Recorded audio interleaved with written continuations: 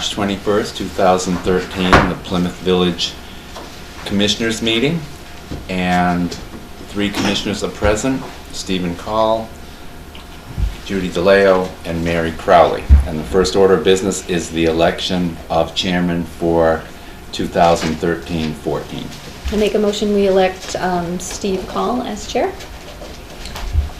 Second. And All those in I favor? have a few comments to read here in response to my candidacy. any discussion? Glad it's not me. Ready to vote? All those in favor? Aye. Aye. Those Abstain. opposed? You ran a hard-run election, Steve. Congratulations. I always do. Yeah. All right, I guess that brings us to the beginning of items on the agenda. I frankly did want to take a few minutes to introduce Mary. I'd like to maybe take 30 seconds at this point, relative to Mike, who I think has to get to another meeting. And I want to make sure we get through this if we possibly can. But maybe, Mary, since you are brand new, if you could just give us a tiny bit of background for the many television viewers. For the viewing public, well, I have a bit of a background in business, principally in the printing, publications, and writing business. And I'm a resident of Plymouth. I've lived here off and on since I was 11 years old.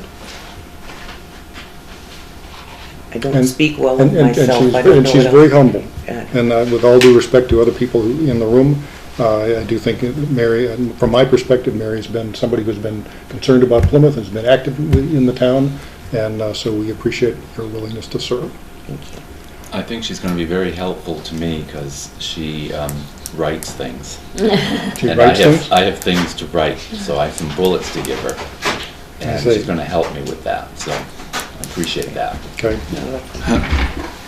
Because I don't write One things. of which is on my agenda, and That's will show up. exactly Will what show up. I didn't want to say, yeah. Right. Okay, so with that,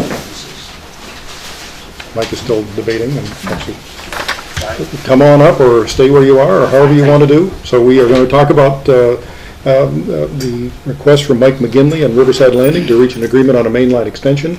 The issue has been complicated because we discovered partway through the process that DOT had rules that we didn't know they had relative to main lines going under the road.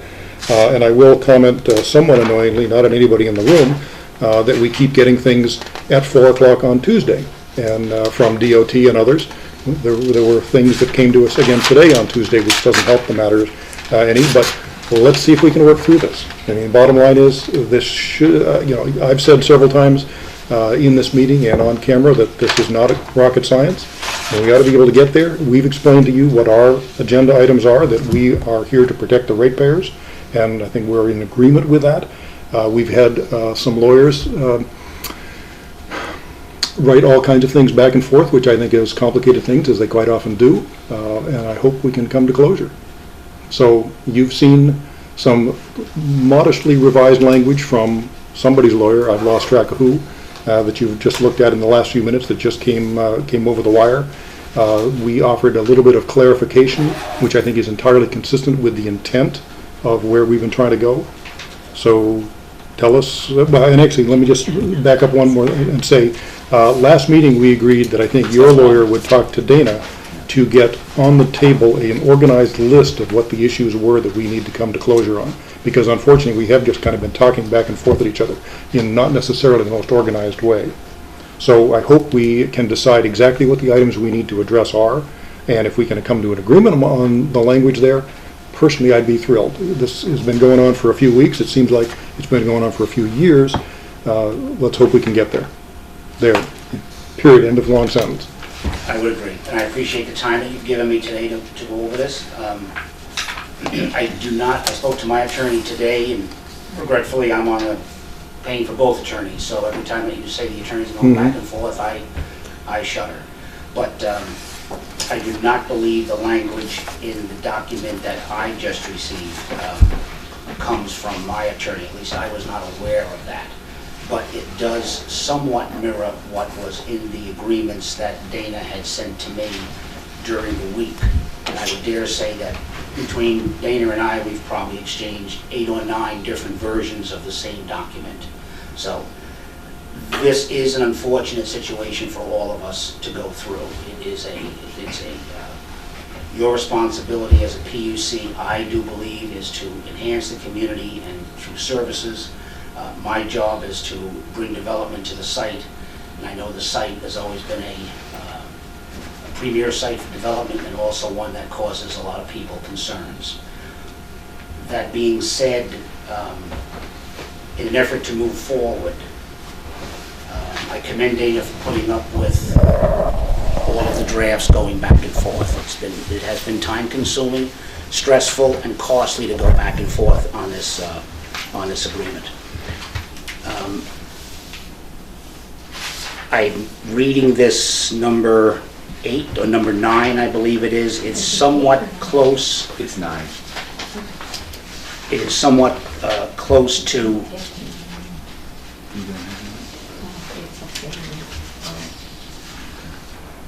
It is somewhat close to what I see. I would ask the question, though, in the deleted section, Steve, it says before water and sewer line commences under Tenny Mountain Highway. I believe that was the opening line in the latest agreement that I saw. This one doesn't say that. It says as a condition of water and sewer service to the lots. And I would just ask for some clarification on the timing of that. Well, once we sign the agreement, then how do we want that to? Well, let's, unfortunately, this is... And of course, this was last minute, so This is things yeah, that were flying around on email at 4 o'clock Well, today. The deleted language is actually, so I hope that this document is the big picture of the document, is the document that came from your lawyer, right? And so 2 or 3 days ago, I took the document that I was presented, that I understood was from your lawyer, read through it, and basically felt that it was an unbelievable opus, but it did essentially cover where we had been, with the exception that it didn't say specifically in there anywhere. What it said was that the future tenants of the site would be responsible for costs going forward. And part of the issue was expressed by Dick Flanders in the previous incarnation of this board was that a 10-year bond for $75,000 protected us from really mistakes in construction, but it didn't protect us if the DOT came along and said, whoops, you've got to move your line in 90 days, as the use and occupancy agreement says with the DOT. So we said we've got to be protected from that one, because if that cost falls in the district, that means that you're profiting from it in effect. The developer is getting subsidized by the entire town, which is the way development always works, but we prefer not to do it that way. So that brought us to this point. So your lawyer sent this document in. The one thing that it didn't say was that there was going to be any evidence provided to us that the tenants on the property knew that they were on the hook for any future costs. And so all we've done in the document from your lawyer is add that sentence that you will provide us copies of the agreement that you have with those tenants, just so that we know. And so that was always the intent anyway. And so I felt that was pretty innocuous. And we have talked about it on email, and I won't speak for anybody here, but it's not just me bringing this forward. So in the language that you have right there, the deleted box is actually the insertion that I made with some amendments from our lawyer, because they were, he, for example... Actually, no, this was the one from our attorney that we didn't like, and we changed it to this. Well, This is part of your stuff and part of his stuff. It could be. So the light highlighted stuff is originally your language. Our attorney changed it to this stuff. You went back to your highlighted stuff and added a few lines from that. Right. So that's... The before water and See sewer. how this is how crazy this has been. Okay, those colors are that lawyer, and those colors are... And they have it at 402 versus 404 just before the meeting. I think the fundamental issue is the language that says that you'll provide us with, the only change, as far as I'm concerned, is you'll provide us with copies of the agreement with your tenants, which is entirely an agreement consistent with what our discussion has been. I think that's the essence of it. What the language, what version we're looking at is, Lord only knows. Okay. To that end, I agree. The last time I was here, we had a discussion about the bond and the length of time.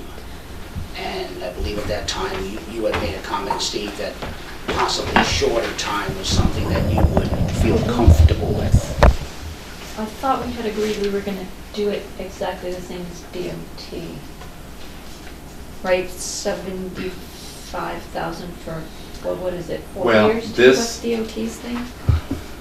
Again, I've gotten confused with so many versions. I thought that was the last. This was the agreement that came back from Mr. McGinley's attorneys, and $75,000 was in that agreement. For 10 years. For 10 years. We did have one that was a $75,000 for 2 years, mirroring the DOT. Okay. And I said last meeting that as far as I was concerned, if the bond, and I'm only speaking for myself here, if the bond only covered the potential defects in construction for 2 years, that absolutely works out. I mean, we're missing the big picture here. If we've got an agreement in that the tenants are going to pay for costs into the future, the bond is irrelevant. But the lawyers had a little trouble figuring that one out. They didn't see the big picture there. So to me, 75,000 for 2 weeks, just to be ridiculous, works. It I doesn't think matter. we should mirror the DOT's though. Let's keep it with what DOT is saying, and then we could do 75,000 for 2 years, and then you're not hung up for too much. Your lawyer said 75,000 for 10 years. I think in an effort, To be I would hope nice. to have certain closure, and I appreciate your cooperation there. Right. I mean, to me, it So doesn't matter. Let's agree on 75,000 for 2 years. If we're in agreement on that. I thought that that was what we had last Okay. discussed, because like I said, we've all been going around and. I'm pretty Okay. sure this document says 10. Right. But Yeah. I'm personally fine with With two. with 2, and whether we want to have a little mini vote here or not to move past that. Shall Okay. we do that? Just so we can resolve something for a change? Well, I don't think we have to vote on it. until No, we because you're come gonna up with vote on the Okay, whole thing okay. as a whole, landing. so we're gonna change the 10 to 2. DOT is two. Yeah. Because it is two. Right. For me. So we'll mirror them. I think the big thing is that we've run into issues in the past where there have been problems down the line for something that was put in for somebody else, and then they're gone, everything's changed hands, and it breaks, and then we're stuck with millions of dollars worth of repairs that we're spreading out on people who can't necessarily afford it. So I think that's the whole reason for this whole agreement. And I think everybody's nodded in principle. We're fighting over words now. Okay. Let's try to move on to what I foresee to be the biggest problem tonight, regretfully. Okay? And then if we can work through that, I think we can all move on with our lives. You are requesting that current tenants, which obviously would be McDonald's and Bank of New Hampshire, and any future tenants be a participant in future cost expenses of this water and sewer line, correct? Correct. Okay. To that end, I spent the week, well, the last couple of days when this thing all came about in finalized form. And what I'm here to present to you tonight is that with tongue-in-cheek and with regret, McDonald's will go ahead and be a participant to that. Regretfully, the Bank of New Hampshire will not. And I have documentation from Bank of New Hampshire, quite a lengthy little thank you very much, but no, we're not interested. We don't feel it's our responsibility to guarantee things out in the highway. Therefore, it is noted, therefore, if Bank of New Hampshire consented to this agreement, it would be assuming considerable additional responsibility for maintenance beyond what is agreed to under the lease. They then go on to say that they'd like to rediscuss the lease as a result of the direction we were going. So it kind of morphed into another problem. So we're coming back to, regretfully, the reaching out to the tenants to go ahead and to be responsible for this. The McDonald's review had to go all the way out to Chicago, but I did receive an email at 3:16 today that says, Mike, our attorney Brian Shetty reviewed paragraph 9 of the mainline agreement between you and the Plymouth Water and Sewer Commission. McDonald's can sign the required documents regarding maintenance and repair of the line. please forward the form of document for Brian's review. So they want to see something from you on what they want to review before they sign it. So McDonald's is a yes, the bank is a no. Well, it sounds like they want to reconsider the lease rather than... That's my problem. All right. But it is blatant no, they are not picking up any more responsibilities Mike, go ahead. do they understand that the cost is, what did our engineers say the cost was gonna be, $85,000? Yes. Yeah, Well, something- the error bars on that are plus or minus. Right. $1,000. Yeah, Right. Right, They do. but, you know, if you have three, let's branch out to phase two. If you've got 3 tenants in there, or 4 tenants, or 5 tenants, that amount of money drops considerably for what each tenant would be responsible for. And I'm gonna come back to the whole Fairgrounds Road sewer line. I paid $5,000 out of my own pocket to tie into and be part of the Fairgrounds Road sewer line. I guess I don't understand why Bank of New Hampshire is having a hard time with this. Do you understand what I mean? That we're asking personal, you know, citizens who, you know, I don't make a huge amount of money. My husband works for a nonprofit organization. I'm not rolling in bucks, but the sewer line came down the road and I had to pay for it.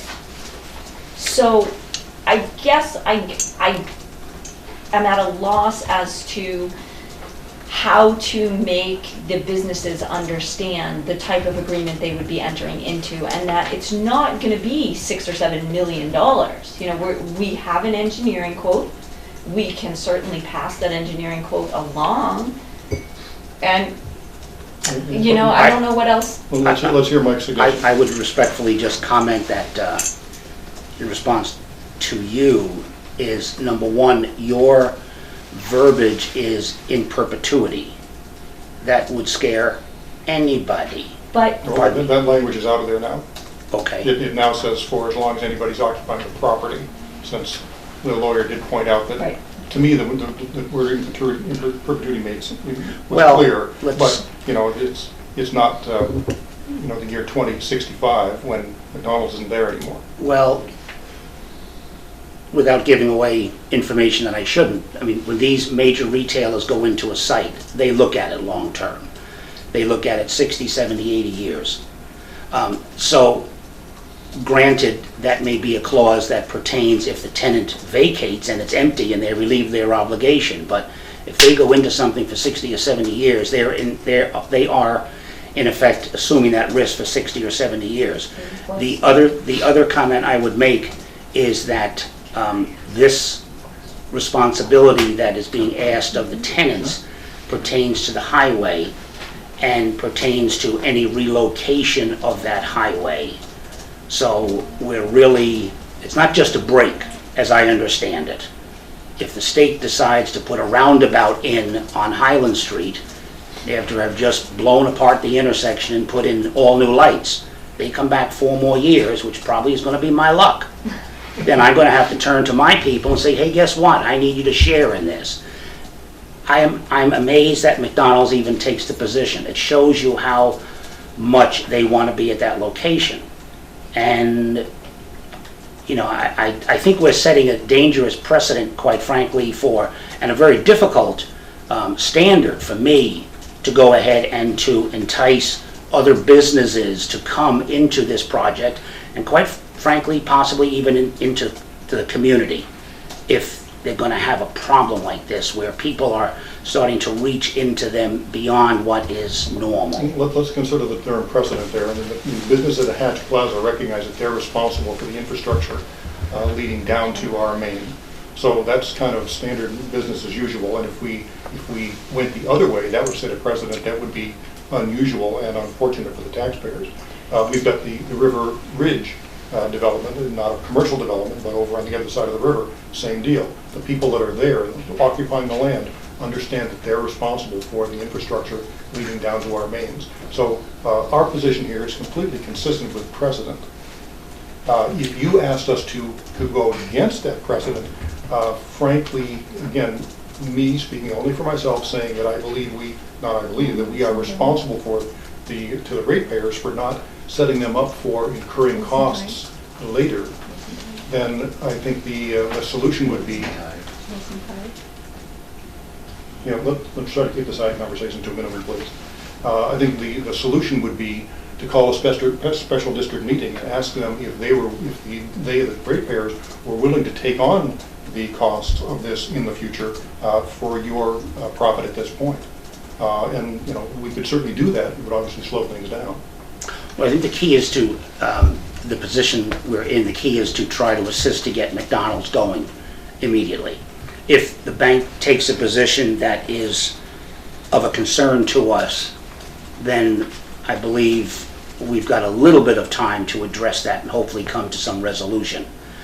This caught the bank by surprise also, as everything kind of gelled this week. Well, it would be nice to bring new development into the town rather than just moving development around and creating empty buildings. So presumably other people would be interested in that land if the bank backed out. And I do agree with you there, and I know that's been a pointed comment many times, that all we're doing is swapping real estate for real estate. I would think that whatever goes into the old McDonald's building is going to be an asset. So you do have, in effect, two taxable entities, where right now you have one in a vacant field. That's drawing a lot of attention, albeit. But again, my concern would be having to explain to people that I'm talking to now that are interested in coming into this project, sizable people, quality people, and having to explain this situation to them. But the explanation is, it's exactly like Hatch Plaza. It's business as usual. With some variations, though. We're talking about a major highway here that in future years may get moved around. Hatch Plaza, I think, was 40 years old. I don't think a lot is going to happen in front of it. I think we could argue the point as to whether or not they are similar or not. I see a difference, however minimal. Yes, Judy? I was just going to say Walmart is probably our most recent big agreement, and they are responsible for the lines under the road that connect to water. And they even have a pump station. And they have a pump station that they're responsible for as well. We maintain it, we check it, we make sure it's working, but if something goes wrong, they pay for the repairs. And so that the precedent is there. Is that forever? It is for as long as Walmart, Tractor Supply, they're up, their share in Boulder Point, they all share in the cost for that. And it's consistent with where the town, if you look at the town, the number of roads the town won't take over because they don't want to assume responsibility for it. It's the way this town does business. And I'm not going to argue with that.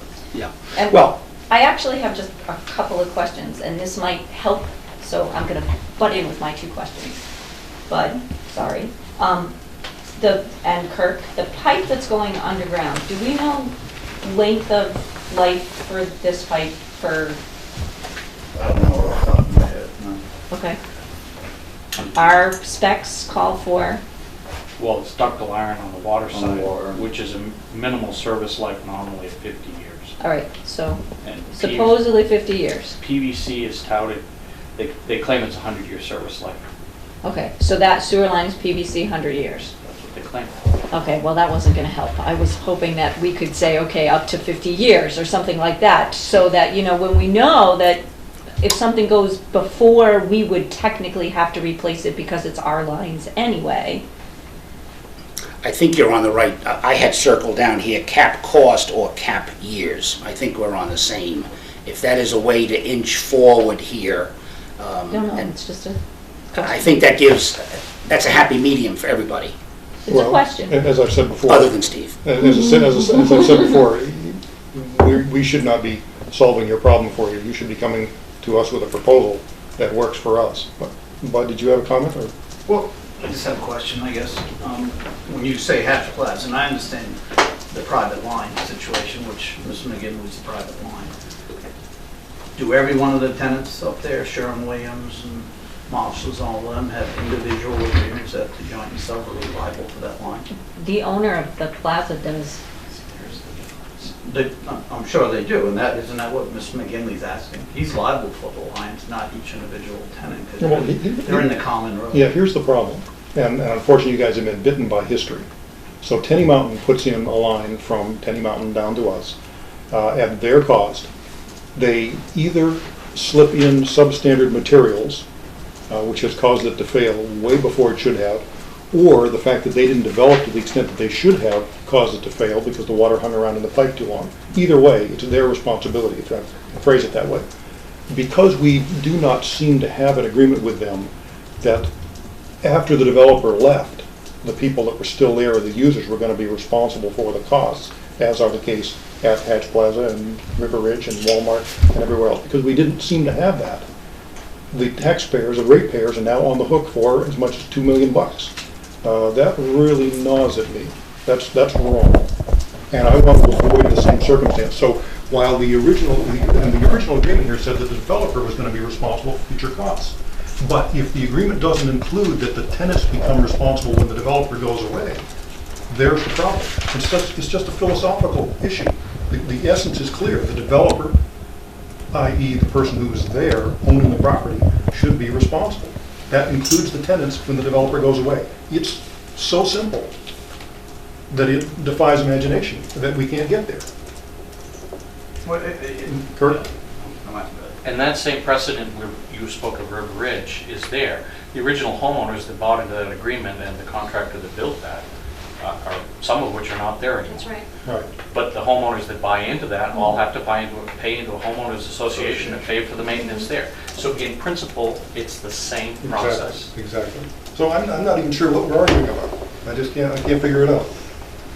And I mean, maybe that's something that you want to think about setting up, that there is an association that's run by an attorney that's going to be, ongoing, and every month they pay in to the association as dues, fees, whatever you want to call it. And so they have a bank account, so if something does go wrong, they're not getting hit all at once. But we need to see that agreement. We need to sign it. We need to make sure we're part of it so we know what's going on. So now you're asking for a homeowner's agreement or some agreement like that? It's just an alternative. It's an We're throwing out idea. an alternative. I'm saying Not maybe asking this for it is at all. something Yeah, that well, would work. We're trying to find a solution here. Well, Because I was thinking about how River Ridge does it and how Tenny Mountain actually does it for their sewer line. There's a homeowners agreement, there's a homeowner association, and they all pay a certain fee each month. So that if there is a big repair to the pump station down there or something goes wrong, all the tenants aren't suddenly billed $500, $1,000, $10,000, whatever the cost is.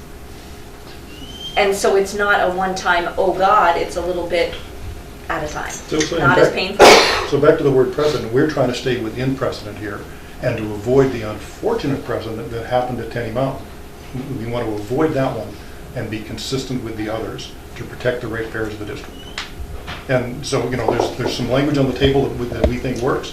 The homeowners association is another possibility. We're throwing out possibilities to get this done. Can I throw out a possibility? Isn't Riverside Landing, Mike McGinley, isn't he technically by default the association right now? He's the landowner, those are only leases, and those are tenants. At the end of the day, the sewer line up the main road across Tenny Mountain Highway that feeds the current project and the future project is all him. It's up to him to do an association and him to chase the people for fees or whatever, or it's all borne by him. That's his choice. And that's exactly what happened at Tenny Mountain, because there was no agreement after the developer pulled out. The town is on the hook for $2 million. So he finishes the project. The bank and McDonald's move in. He gets hit by a truck. I was and just all of going a to say, sudden, we don't wish him to drop dead tomorrow, but... The agreement is null and void. We're trying to avoid that. I have a Mr. question. Sansucci. I have a question if I could. As a renter or a leaser, I've never, ever been responsible for the water and sewer in my house. As an owner, I am. There's a distinction between the two. It depends on No. who you sign a lease with, because when I was renting, I paid for my water and sewer. So Now, wait a it's- minute, that's paying. You're talking about paying for it. You're not talking about repair bills to it. Oh, yeah, that you- was part of it, yep. You had to pay that for was- all repairs yep, of the sewage. Yep, we had a broken water tank, we had to replace it, Here's your analogy though, Paul. so. In the circumstance where we're not protected in the way we're saying, If you're renting a house and the sewer fails, Yep. the owner wouldn't pay, the district would pay. That doesn't make any sense. No, the district wouldn't pay, they'd shut it off and say, too bad. That's right. The bottom line is the owner or the occupant, as the case may be, is the person that is responsible. Well, it's the same, to further the analogy, it's the same in his situation. Once the pipe goes underneath and goes onto the property, you're gonna have shut-offs, I would assume, in each one of those businesses. They don't pay, you shut them off.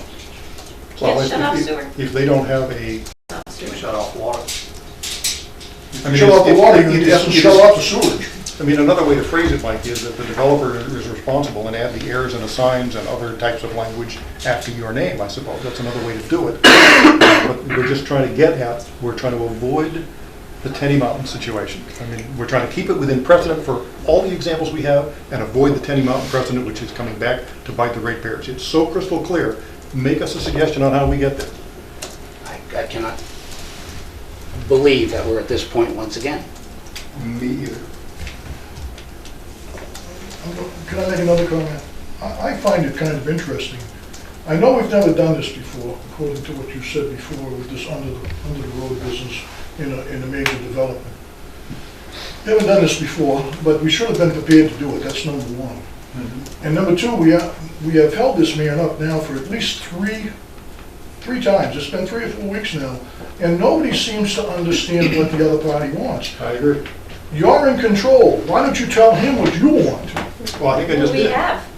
No, you haven't said anything that I could put together that I would, that's cohesive enough to say, okay, I can sit down and write this on a piece of paper, and this is what they All want. right, so first of all, last meeting we said, Mike, have your lawyer talk to Dana, let's come up with a list of things that we need to resolve. I mean, there are other issues out there, maybe easement issues and things like that. I don't know if we resolved that or not.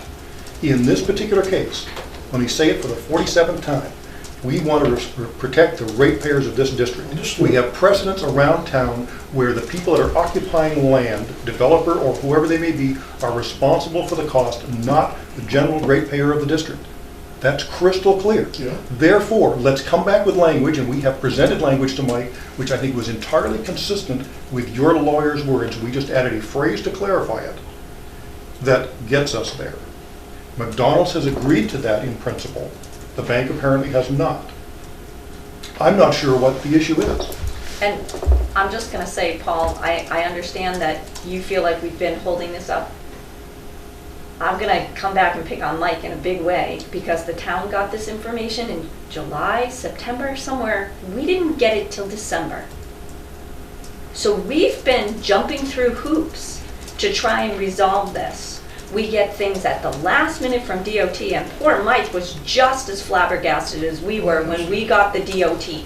So please do not say we're holding this up. We're trying so hard to work this out. I have to say, I was working today. I work. Steve works. Mary works. We are not retired. We don't have all day to do this. I must have answered 16 emails today about this language going back and forth. So we are doing anything but trying to hold this up. Well, the last meeting was about 2 weeks ago, and it took the lawyers 2 weeks to sit down and draft up an agreement that Mr. Cowles says is so simple. Well, unfortunately, It's kind of an interesting- Yes, but well, unfortunately, Mr. McGinley's lawyer is very ill, and this has not moved forward because of unfortunate circumstances, not because of us. Oh, okay, so it's Mr. McGinley's fault now. I'm just saying his attorney is ill. What do you want me to say? That's something we should think All right, about. we're getting out of hand here. Well, I'm not trying to get into shouting match, Steve. All I'm trying to say is, I've sat here as an observer, and I have no clue what you really want. I know you want to protect the ratepayers. I have given- That's what you're here I have for. given Mike language that satisfies me personally, that Okay. they come back and vote on. Well, So- obviously, it's got to be in the realm of being legal. Well, and it was, let's be very clear here, I'm gonna say this again, I've already said it here tonight. We got information, we got some documentation back from, I guess, a stand-in lawyer for Mr. McGinley that I reviewed yesterday. And that language, Mike has seen that language, and all I did was put in a phrase to clarify the issue of who is responsible. That's the only, so I think, if your lawyer sent us stuff that you are comfortable with, we appear to be arguing over one sentence. Well, I think it appears as though it's basically two issues. Because we have McDonald's saying yes, we have the bank saying no. Why don't we acknowledge the fact that McDonald's is a willing participant in what you are requesting. This is their cover letter. This is what I received at 3 o'clock. Let's get them going. We will revisit the bank within the next 7-10 days, as quickly as we can get everybody together. Hopefully John Gear will be back on track. We will have to deal with the bank. I say that respectfully, but they're taking a different position. Remind them that they're responsible for the costs at Hatch Plaza. How is this different? Okay, I will do that. Are they? Let's, I don't think they are. They're not at Hatch Plaza, it's Laconia Savings Bank. No, That is that's the same the bank. That's the same bank. And I don't think they are. That was my question earlier. But they are. The owner. The owner of- Well, Each individual leasee is not responsible. Right, but so that means the costs are built into their lease, it's the same. Right. And that's fine, and that's the owner's responsibility, I don't believe. Well, and I'm perfectly open to language Right. that somehow That's says the the only point owner, I'm trying to get. Yeah, well, we could do It's that. very difficult, I think. if we to come up get. with language that says the owner is responsible and somehow that covers us for after he gets hit by the truck the day after the project is done, to avoid the Tenny Mountain scenario, we're fine with that. Don't cross the street. Well, you do have owners and/or signs, and there is some legal language Give us in some there. language on that. I believe it's already in that agreement that we've signed off on. You know, the agreement that came to us certainly could, to me, look just like the Tenny Mountain agreement. That once you were gone, we were on the hook. We just need something Oh, I don't think so. that, I don't. go ahead. Dana, do you have the most recent agreement? Yes. Not the one that, hope so. yeah. Is it? No, this is really, do you have another copy there, Dan? I can get one, yeah. I have the agreement that was proposed by the lawyers. Is that the one you're looking for? Yes. Okay, I have that one. I think we need a PowerPoint. Put it all up on the projector, put it all up on the screen. I need a couple red and green pens. We need it in color so we can see what the changes have been, because there have been so many changes. Right. But see, the maintenance bond is a different issue. I have another question. It seems like you're talking about two different pieces of paper here. Are you reading two different pieces of paper? Quite possibly, because things come in, you know, at the last minute, and that has been the history here. And whether it's DOT or the lawyers, they say, hey, these guys are meeting Tuesday night, I'm gonna send them something at 5:29. Yeah, that's why I'm asking, because it's, Yeah, we have the same thing, I just have it, sections removed and sections added, but I have the removed sections in the corner, so I can see what Steve's got. you know,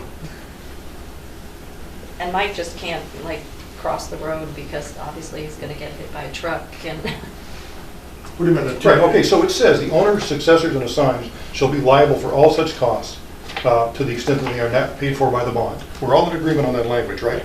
But how do we know that the tenants know that once you're gone, that they're they're still responsible? responsible. That's the only issue we're asking about. That's the only issue, as far as I can tell. Because, How do you know that at Hatch Plaza? well, because we don't go in and fix the pipes underneath the parking lot at Ash Plaza. You don't go in and fix it on Mike's land either. Private line. Right, the difference here is the DOT situation, where in fact, we officially do own the line under the road.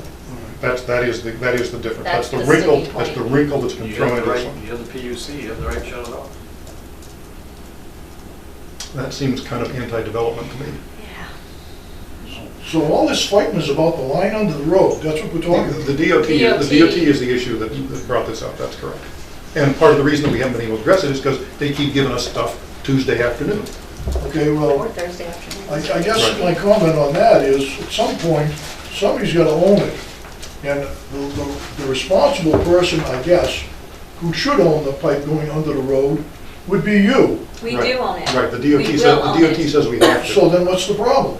But we don't wanna have to, We don't want if to it pay, we don't want breaks, to pay for it. or if DOT says they're gonna put in a roundabout, in DOT's use and occupancy agreement, it states that we have within 90 days to move the line, fix the line, change the line, do whatever DOT wants to do with the line, and guess who gets billed for that? We do. So this is a private line This is a that happens to private have the line. wrinkle that the DOT says we have to own it, even though in effect, it is a private line. So rather than subsidize the developer, we're trying to come up with an agreement that makes sure that they all we know want. they're responsible for paying for any repairs that need to happen under Tenny Mountain Highway. That's the only way this is That'd be different from hatch pulling out the plaza. line and putting a new one in, that's really what we're talking about. Whatever. If they, Unless it has to be moved. I Right. wouldn't expect you'd wanna drill under the highway again, when you can sleeve it and pull it out and then put a new one through. Right. But under section 3 of the document that I received when I entered, number 3 reads, use and occupancy of permit. The district is required to obtain a use and occupancy permit issued by DOT permitting the installation and maintenance of water and sewer lines on a Tenny Mountain Highway located on yada, yada, yada. As these lines will be located under a controlled access highway as defined by DOT, regardless of ownership of the lines, the owner and successors, the owner and its successors and assigns shall reimburse the district. I'm already agreeing to that. Right.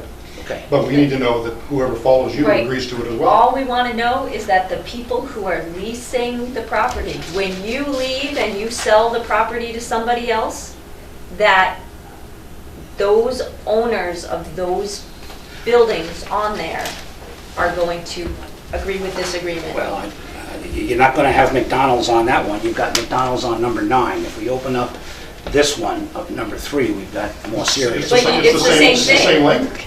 They're just saying it's just being said twice.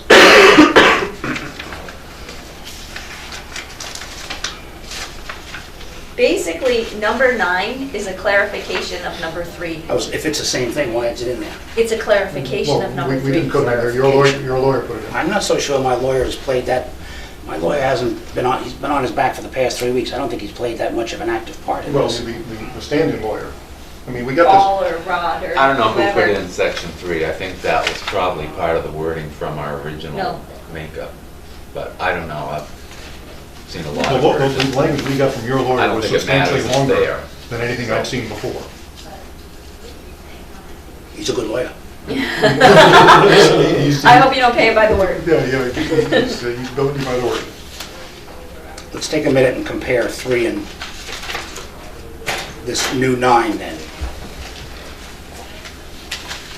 Now, can I see your 9? Does your 9 start like this? Because my 9 isn't numbered. Aha, so this is 9. That's what happened. Okay. I got it.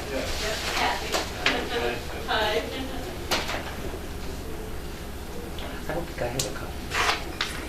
We don't, we're looking at It's the all only right. copies that, You want to see it? I'm getting it.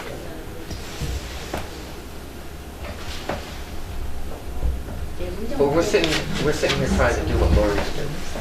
You know, what That's else? I feel the like- thing that's annoyed me from the start. I kind of Bothers. feel like we made a point, Mr. McGinley's made a point. Everybody's points are reasonable. They're even fairly agreeable. But in the end, lawyers have to figure this out. So- I would beg to differ. I'd like to leave here at least reaching an agreement on McDonald's. If we- But isn't it the same main extension that's going to feed one versus But however McDonald's, many? yes, but McDonald's, you can permit McDonald's because they're acknowledging the fact that they're going to accept number 9. They'll regretfully Even if they accept end up being number the 9. only one?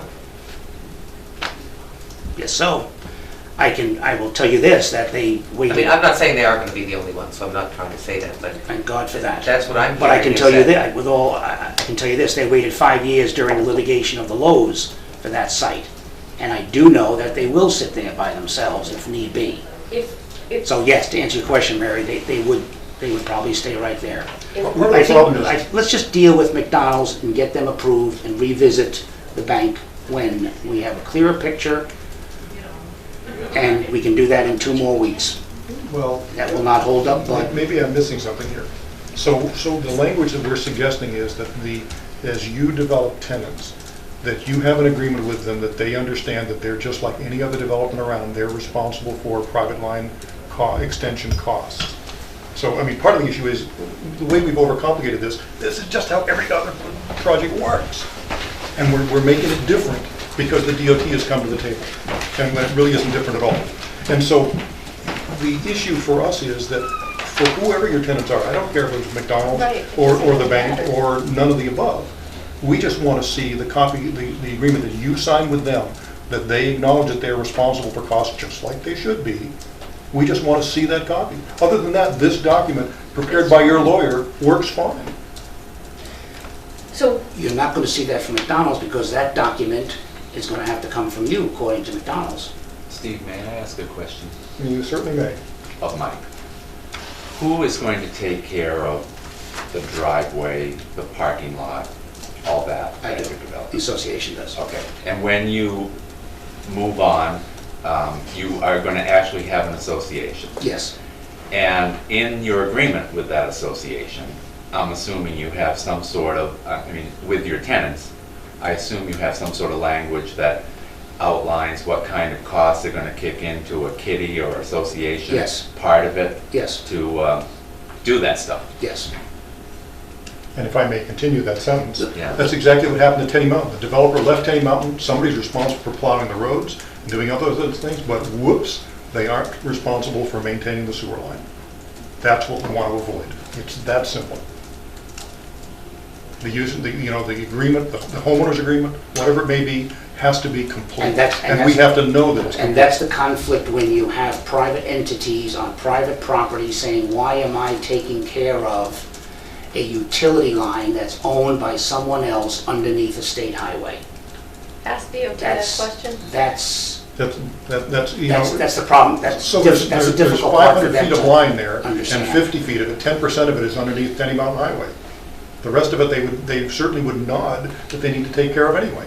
So we're fighting, we're crying over spilled milk here. That's another part of the reason why this has been so frustrating to me. It's trivial.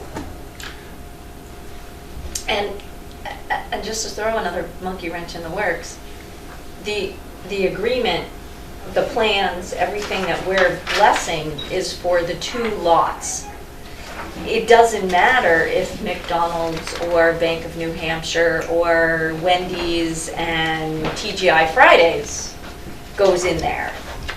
What matters is that they're agreeing to the agreement. So if you sign the agreement, the next thing would be that we see the agreement from McDonald's and whoever tenant B is going to be. Yeah, the agreement's got to be with you, not with us. We just need to see that you have the agreement. That just simplifies I everything. don't think because- so. I think the agreement has to be with the 3 of us. Well, Right? what I'm Well, suggesting don't we is- have to see that agreement? Yeah, I just want to see that there is an agreement in place, because again, that's what didn't happen at Tenny Mountain. Somebody please come up with a resolution here. If you have this system in place that you keep talking about, you must have it in place for Hatch Plaza, like you said, all the leasees or tenants there.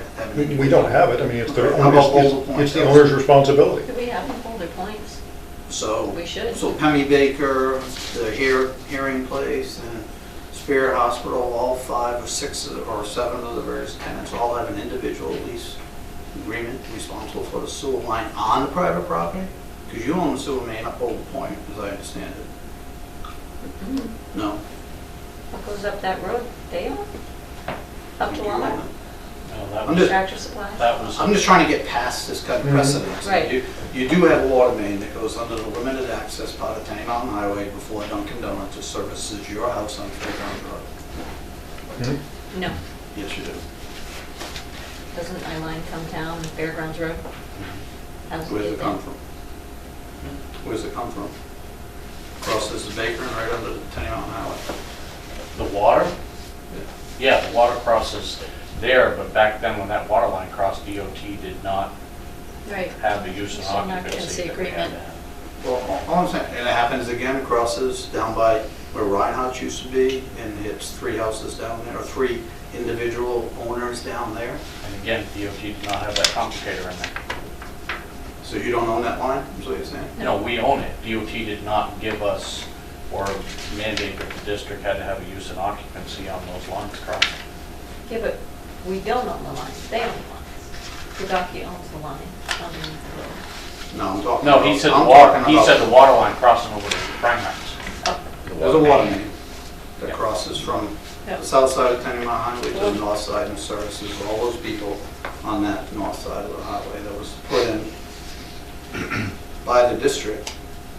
The district paid for it, because I put it in, you paid me to put it in. Right. I'm assuming the district owns it, not DOT. Yes, that was before, like I said, DOT at that point in time did not require the use of occupancy. Right, we permits. keep talking about things that are not relevant to this case. That's the other thing that's frustrating. Week after week, we just talk about examples that aren't relevant.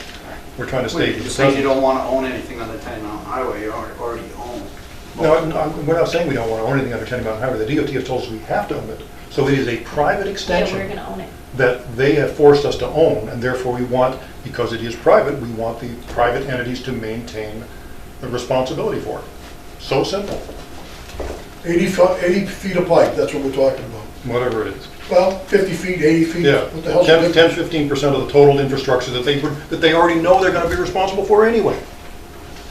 When the main runs down on the south side, you've got to go from the south side to the north side. From there on, this gentleman picks up the cost. Forever. I mean, his Well, project he knows- picks it up. He knows he's gonna do that. We're just adding that other 10 or 15% on there because that's part of his project.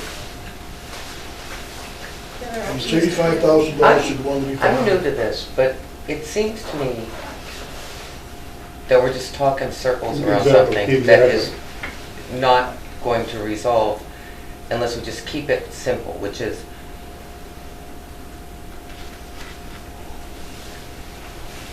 ordinarily when and I could be mistaken, this is my first meeting, but ordinarily if the district chooses to expand its area, then the ratepayers vote on that. Correct, if the district chooses. Because the reason they're asked to vote on is because they are undertaking liability and responsibility for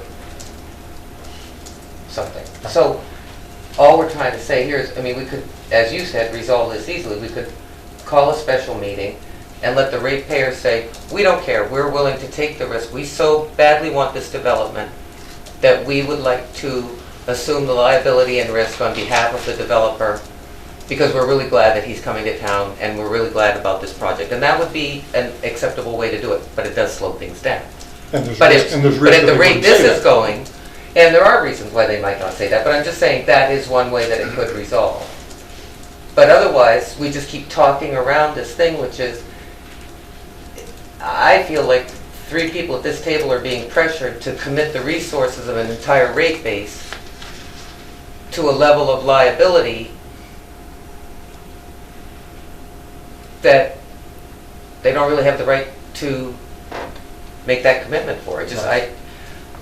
I'm going to abstain on this anyway because I'm new enough to it and I haven't been part of it, but you know, if it goes on for another 5 meetings, I suppose by then I'll know enough I can vote, but you know, I'd rather just Mike, let's just come back here. have it go back to the Lord and just say, fix it, and the next time you fix it, don't shoot everything to us between 1 o'clock and 5 o'clock on the day of the meeting, because that's 3 people trying to read multiple versions. And I think this whole conversation would also happen in a much more timely and conclusive manner if versions of what we're here to discuss were finalized at least 24 hours before the meeting.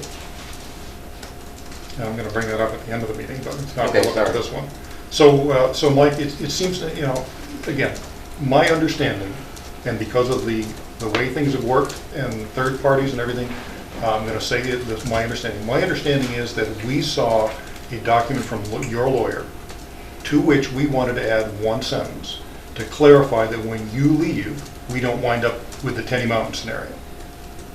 If the lawyers can understand that and suggest some alternative language to what we've suggested, we're there.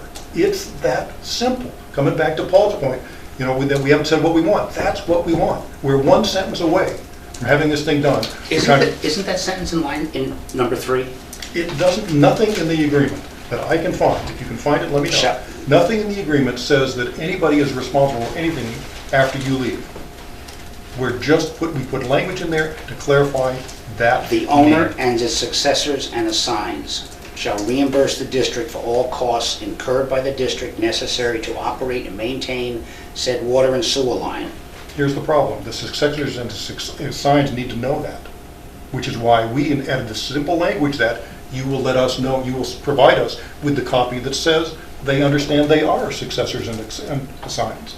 There's That's all we where wanna we know. went wrong on Tenny Mountain. Then There's the problem with Tenny Mountain. You know, nobody up there, there's no documentation that says anybody at Tenny Mountain is responsible for anything anymore. Okay, We're but just addressing trying to that, avoid that. addressing that, your comment about that now being known was known to me on Wednesday afternoon, Tuesday afternoon, I think.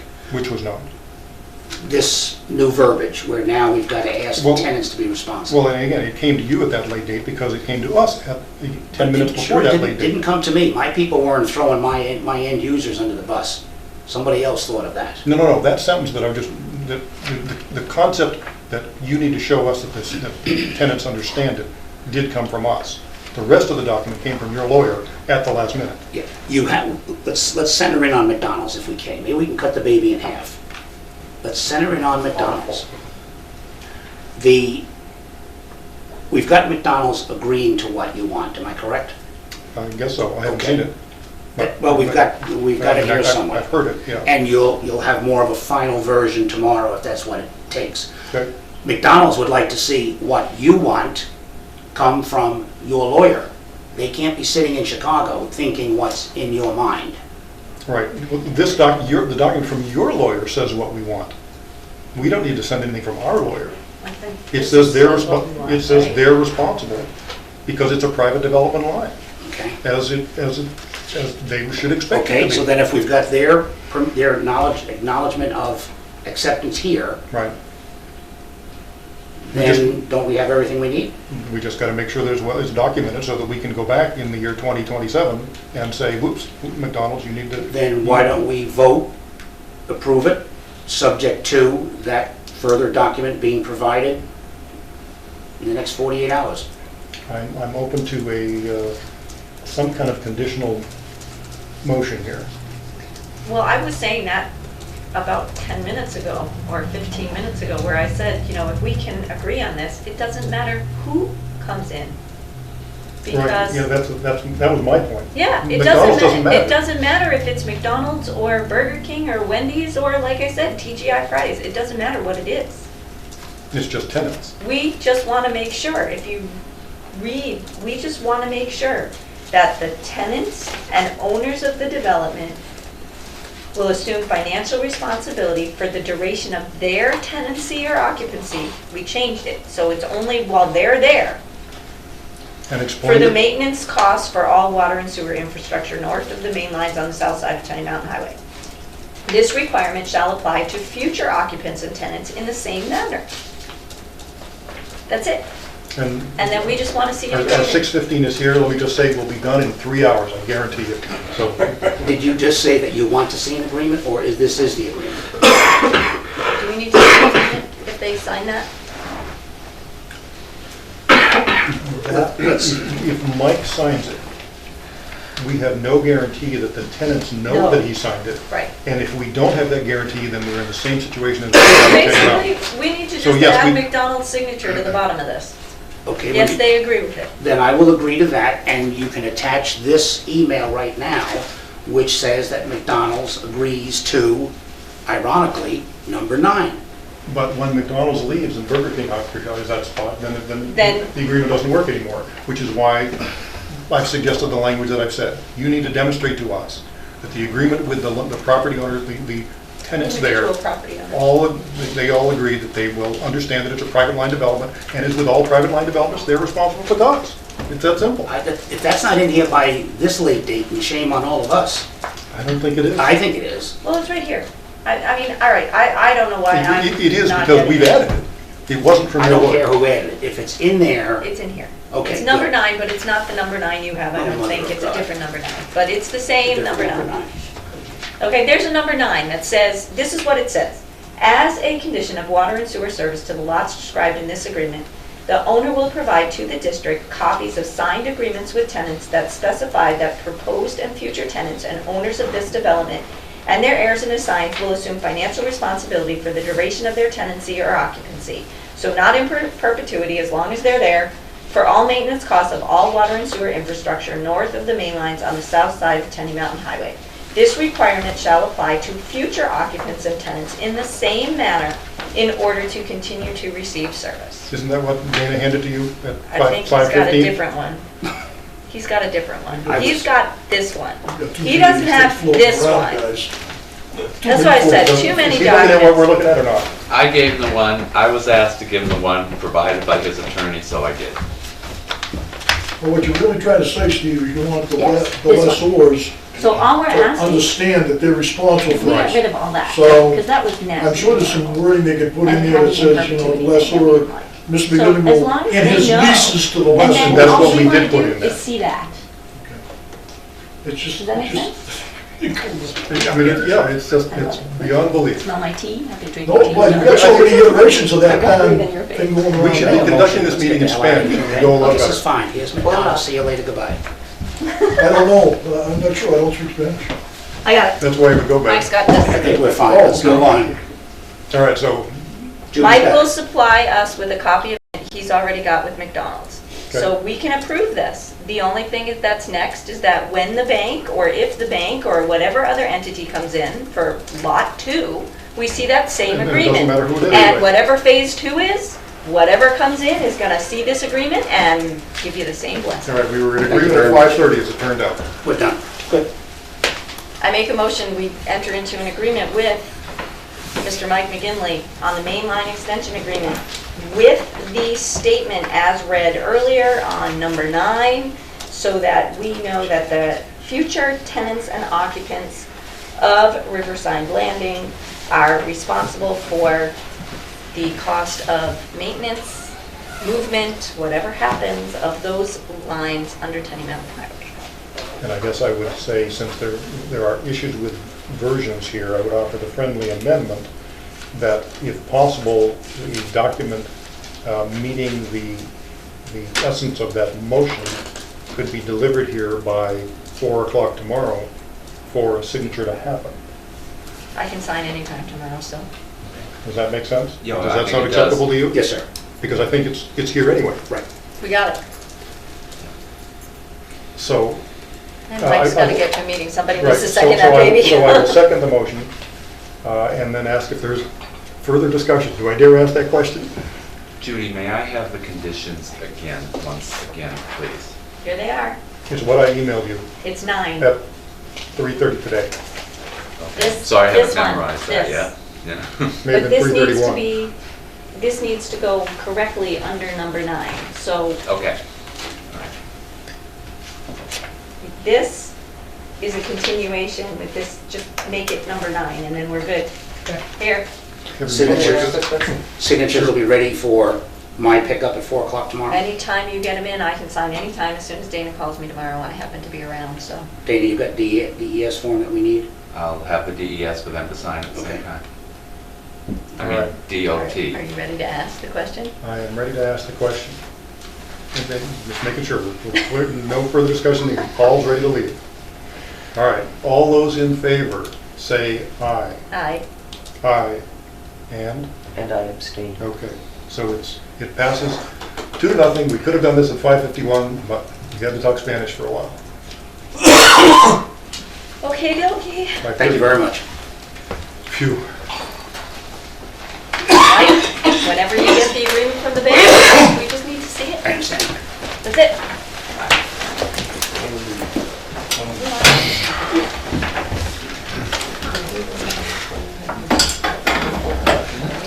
I didn't want to do it with it here, because it obviously wouldn't have applied in this case. Maybe we'll just do it, no, we want to get Jake. Okay. Thank you. I will call you when I'm ready to see you. Okay? Thank you. All right. So Dana, tell me what the process is going to be here. You are going to take copies of the language that I sent to you, do we agree on what that is? I'm And you're going to going, say it to his lawyer. Yeah, and we can't give it to you anyway. It's not signed. that's fine. Thank you. Well, that's my question to you. Do we send it to lawyers? Well, I mean, call him at 8 o'clock in the morning and ask that question. No, I think that, I don't think you need to. I don't think we need to. You Mike need to agreed ask to him, it. you need to ask him that question, so call him at 8 in the morning and clarify. Does, when we have a document here, Oh, Mike, you mean? yes, Yes. do we send it to him or do we send it to his lawyer? Okay, So ask him that at 8:01 in the morning, okay. Then- 8:02 maybe? 8:02 at the Yeah, latest. okay. You And get here then, at 7:30, call them at 7:35. and then I want to take a look to make sure that we are talking about the same document. I think we are, because we've had. Well, issues I'm in the with same that. way. Right.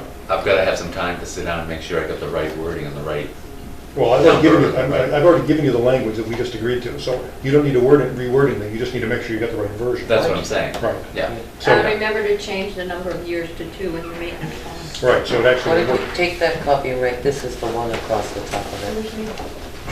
I think I know. That's the one with W call on it. That one. Oh, That's this it. is it. now, let me look at it before we leave the meeting. Okay. So, welcome to, I couldn't believe I was brought Welcome to this. Disneyland. You thought we were popular. I was gonna say, now you guys are on the hot seat, so you better come up with Well- something good. This is fairly indicative of how interested people are in Of what's happening to our water. our water supply, I want to right? know where Dick Flanders is. It was his wife who was having surgery. Oh dear, okay. He said he was going to be, we'll give him that excuse. I'm interested in the water supply. I know you are. I didn't leave. You said you were following Mike McGinley right out of here. Well, I'm gonna follow him, but he's not gonna be on, I was told till third, I think, so that's good, I'll have time. I can watch this. Hi, how you doing, Dave? Good. I don't wanna see Good it. to see you. Good to see you. Hi, Jamie. How are you? You know what? Good. Nice to see you. I Nice never to read see your you. drilling. Hopefully it's at some point. So for the viewing audience, then, we are here to talk with Emery and Garrett Groundwater Inc. They've come all the way from Ashland. Meredith. Meredith. Sorry, what did I say that in Ashland for? You said, I don't know. Yeah, all the way from Maryland. Just testing them. Yeah, that's right, see if they're paying attention. Yeah. At least they know where they're coming from. Yeah. I can work.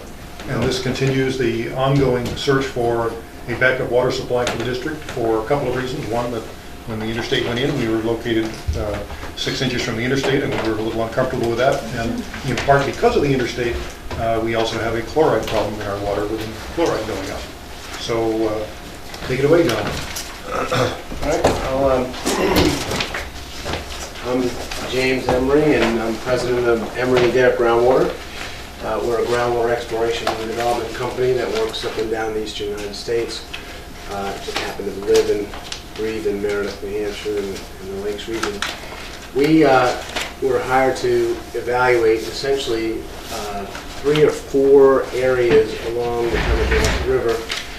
Previous to our involvement was a fairly lengthy and extensive groundwater exploration program that was done for the town of Plymouth. That did not result in any real positive supplies. That's the district, by the way, just to make sure. Excuse me, by the district. In the reports anywhere. Correct, yes. The focus of our attention was to identify basically 3 areas that we thought would be reasonable for further development, which we have done at risk in the first 2 phases. Where we have not been paid for any of the work that we did in the first 2 phases, we are now getting paid to do some exploratory drilling. The results of our investigation, I'll just point to you real quickly, is that these areas, and it may be a little bit difficult to see, but there's an area to the north here of the interchange that's on private property. There's another area to the, what we call PWS 1. There's another area called, we've split into 2 parts, PWS 2B and PWS 2A. One's on the eastern side of the highway, one's on the western side of the highway. And then there's a 3rd area that we have not yet done any exploratory drilling that we would like to do so in the next, as we proceed. And that is down what we call PWS 3. We've expanded this area now because we found out that there's a parcel of land that is owned by the district. Or by the It's town. within the town limits, but it's privately owned. Excuse me, it's privately owned, but it isn't within the Is it water within the district district limits? boundary. I'd have to look to see if it was in the district. I don't know if the district boundary goes on the other side of the river at that point. But There's no development over there. No, Right. this is where the old driving range was, Right. you know, down here, Behind the gas stations? behind the gas station, yeah, down in that region. Okay, so how do we, protect that gas station. Well, one of your maps shows the district boundaries, and you're talking Does it have district boundaries? yellow. Well, it's got town boundaries. Yellow, yeah. So does it? It looks like it does, if that's accurate. But he's saying it's on the other side of the river, so this is not looking like it. Right, it's with the Oh, outside of the sorry. district, so it's, yeah, it's It's over this here. parcel here, so that's the driving range. It comes around like I don't believe on the opposite side of the river. that. No, I don't think, this would be something you'd have to extend in if there was a supply available. So we've gone through a series of drilling. We've drilled a series of test wells on the number 1 site. We've drilled 1 well on the 2B site, and we've drilled 3 wells on the 2A site, and no wells down on the 3 Dana, site. could you just check and see if the camera's pointing towards that? I'm sorry, the camera person is left. I guess so. What do I do, look somewhere? Well, it looks like it's pointing at his knees. Yep. Okay. Oh, yeah, it is. That's pretty good. Welcome to Hollywood. I wish I had the thing I could roll around, you know? You didn't know how multifaceted your job I was was. learning things I never thought I'd know. Yeah. I keep picking on Dana, but he keeps getting more gray hair every day. I'll just repeat that statement, that in the exploratory drilling program that we've been working on, we have drilled a series of wells on the zone that we have identified as PWS 1. We've drilled 1 on PWS 2B, and we've drilled 3 wells down here on PWS 2A. No wells have been drilled down in the 3rd zone. The results were not very favorable in the northern parcel, to be honest with you. We hit the deep zones. We had conducted geophysical surveys to determine what the depth of bedrock was. We had as much as 90 feet to bedrock in some of those areas we were very encouraged by in terms of the geophysical surveys. Unfortunately, the only permeable material was in the top 20 to 30 feet, and everything below that was extremely fine-grained to the point of being almost impermeable. That's disappointing because we have everything we want in that zone. We're protected away from industrial development. We've got access to a very significant amount of recharge. We have the depth and the saturated thickness. We just lack the deposits, unfortunately. So as we move to the south, this well actually was the most productive on this side. It's in the floodplain, but it is unfortunately very shallow. And that the level of the depth of the materials that were only favorable were about 26, 27 feet down, and then below that we got into very fine It's really grain. shallow. Right. It's not an area that we would recommend for further development because of that issue, and also. Can you remind us how productive that well appeared to be? Pardon? What did you say? It had a specific capacity of 27 gallons per minute per foot of drawdown. That's pretty high. So, you know, if you have, but you are limited to the amount of drawdown you have because you're limited to the amount of materials that you're drilled into. And Jim, just let me say, since, as you know, the district, long before my time, and so I'm only going on hearsay, has poked wells all over the place and have not come up with a good solution yet. We've really, I think, Mary know, but come to the resignation that we aren't going to necessarily get a home run, and that it may well be a series of singles and doubles that we get in order to come up with a supply. Right. And so I guess with that perspective, I guess I wonder whether anything should be off the table at this point. It may not be off the table, but I do think that we should talk about this zone here, which is 2A. And I want to drill a little deeper into that conversation. 2A is an area that we've drilled 3 wells. One of these wells is 68 feet deep. It is productive. It is capable of producing about 500,000 gallons a day in all likelihood. The quality of the water is relatively good. It's low iron, has a little elevated manganese that might improve if we do some long-term pumping.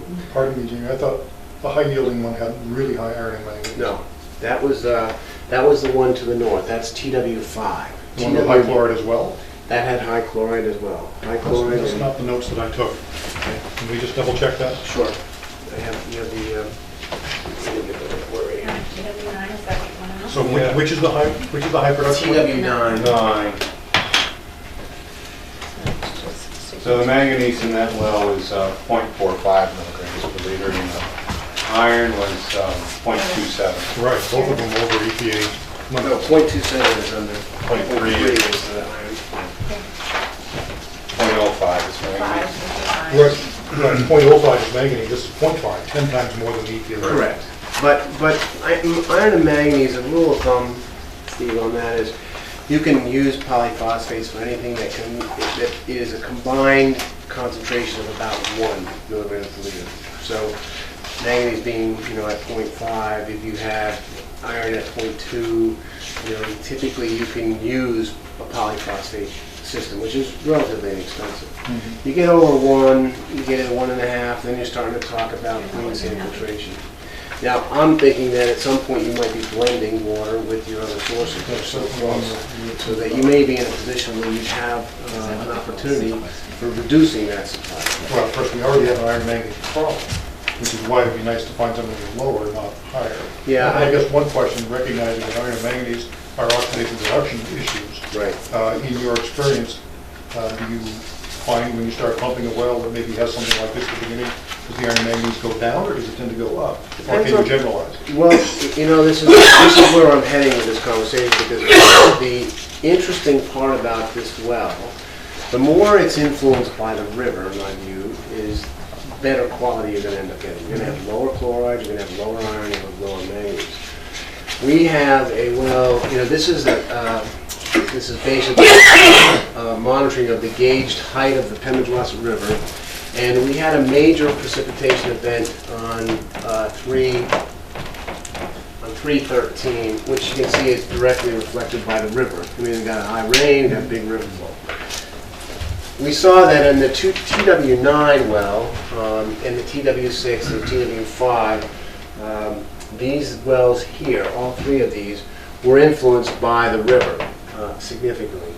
9, we also installed, I want to show you something, we installed a probe in your PW1. So this water level monitoring is reflecting of every time your pump comes on, draws the water level down. Pump comes off, the water level goes back up. So you can see that the pumping cycles here are from your well being pumped continuously. I was interested, and we were interested in, does this have an impact on well number 9? Because we're about 800 feet away from across the highway, closer to the river. Does the pumping of PW1 at 650 gallons a minute, or whatever that number is that you're using, does it does it in any way influence this well? And the answer is no, for the period of time. Now, this time scale is the same as that we're monitoring TW9 as we are monitoring PW1. So, this point is the same as this point, and so forth. So, if you saw an impact, you would see some variation in that water level. So that's encouraging. Number 1. Number 2, I'm encouraged by the fact that this deposit is influenced by the river, because we saw a significant increase in the river level. We see a significant increase here. When we saw this here, we hardly got a bump in your PW1. This could very much be just related to rainfall, not the river level. When you take an elevation, we're taking a look at just a quick elevation, and it's not surveyed elevation. It appears that the non-pumping water elevation of your PW1 is about 5 to 10 feet higher in elevation than the static non-pumping water level of TW9. So there's a distinct change there for whatever reason. That's something we don't know, whether it's associated with the variability of the underlying deposits or not. That's part of the good news. I know when we did Let me make sure I understood what you just said. You're saying the actual elevation, not depth from surface, but the actual elevation above the sea water level, table. above sea level of our well is higher than that of PW9. Correct. That's what it appears to, With based the river on. being right over there. Correct. What's the elevation of PW9 compared to the river? It's the other way around. No, well, PW9 is the static water level here is about 18 feet below top of casing. Okay. But the And water top of casing is surface. is basically. about 2 feet above the ground surface. Yeah, that's what I thought. So, and your your PW1, although this is at the, under a continuous pumping period, your water level here is about 9 feet, but we've seen the water level in that, based on some longer term pumping, go up as high as 6 feet below. What is it relative to sea level? So relative to sea level, so what I'm saying is that your water level here in PW1, your production well, is about at this level, and the water level at TW9 is about 5 to 10 feet below that. Did you just say you thought it was the other way around? No, that's correct. I mean, I went So, through this. and where's the river relative to PW9? About 18 feet down. So this water level is about the same in TW9 as the river level, with elevation. Is So- that a good thing? Well, the reason why I bring this up is because the issue that we're faced with is, one, do we have a separate independent source of supply? Because that's one of the things we Right. want to try to get to. Right. The other is, and that's one question. And of course, we haven't gotten to that end, but we're trying to take little snippets to say, okay, is there some hints here that says this is separate? And the two things we would look at are, one, are they interfering with each other? Right, Two, so not seeing all those little bumps right, is a good thing. is a good thing. And two, is there a difference in the elevation between the non-pumping water level elevations in the two wells? Because that would indicate that there's some discontinuity in the deposit. And we know out here the variability of the deposit is extraordinary. You can, I mean, the fact that you're pumping 650 gallons a minute at, from two wells that are located not that far from this well, which basically has no depth to the deposits, is pretty significant. I think you would find, if we were running a series of test wells here, that the deposits that you're actually pumping from are very narrow, very limited in capacity, in the lateral extent. But the mystery is why they can produce so much if that's true. Well, that is, and I think you may find out, and I'm not 100% sure about this, but we may be getting water from this other river, the Baker River that comes. Is it the Baker that comes in? Yeah. Close by those two wells. But the Baker would have responded the same way the Penny did, and you don't see evidence of that in the hydrograph. Well, that's true. That's true. So before we get too far down the road, I mean, I'm encouraged by what we're seeing on PW9, but there was another one there, whatever the number was. PW9 had low chloride, another one close by had high chloride. Correct. Now now I've given you the good news. Let me give you the bad news. Okay. The bad news is at TW5, which is not that far away. What's the distance, Mark? I think it's about 500 feet. 500 feet away. 500 feet. And yet it responds to the river the same way. What's that? Total mystery. Yeah, you got a similar response, but you are being affected by this well is clearly being affected by the runoff of this interchange, in my view. Okay. Well, why wouldn't 9 be affected by it? Oh, you're talking about the interchange way up. Yeah, this Yeah, the little interchange round- up here. yeah. You're getting away from that influence, and it may be, I mean, as we've gone down in Ashland, we've done quite a bit of research down there, you get very strong, because of the way the drainage was designed for some of these interchanges and the highways, this well, we don't know this for a fact, this well may be close to one of the permeable drainage ditches that have been placed for this particular interchange. Those are hidden, some of them are overgrown, you can't find them, but when you get a lot of runoff from that area, and that could very well be the source of that chloride. It has to be. So one of the things we would have to find out, to your point, is how far reaching does that well produce? Are we getting more recharge at that particular location out of the river than we are moving laterally up gradient to intercept the areas of contamination? Or is there a possibility, like you have in your wells? I mean, you have two wells right side by side with each other that hardly interfere with each other. I mean, it's pretty remarkable. I mean, how close are the two wells? Oh, 200 feet. Yeah. 200 feet? Yeah. Jamie, did you guys test TW8 as well? The water coming out of TW8, or you didn't? We didn't take Do any it. water quality analyses just because the yield was so low.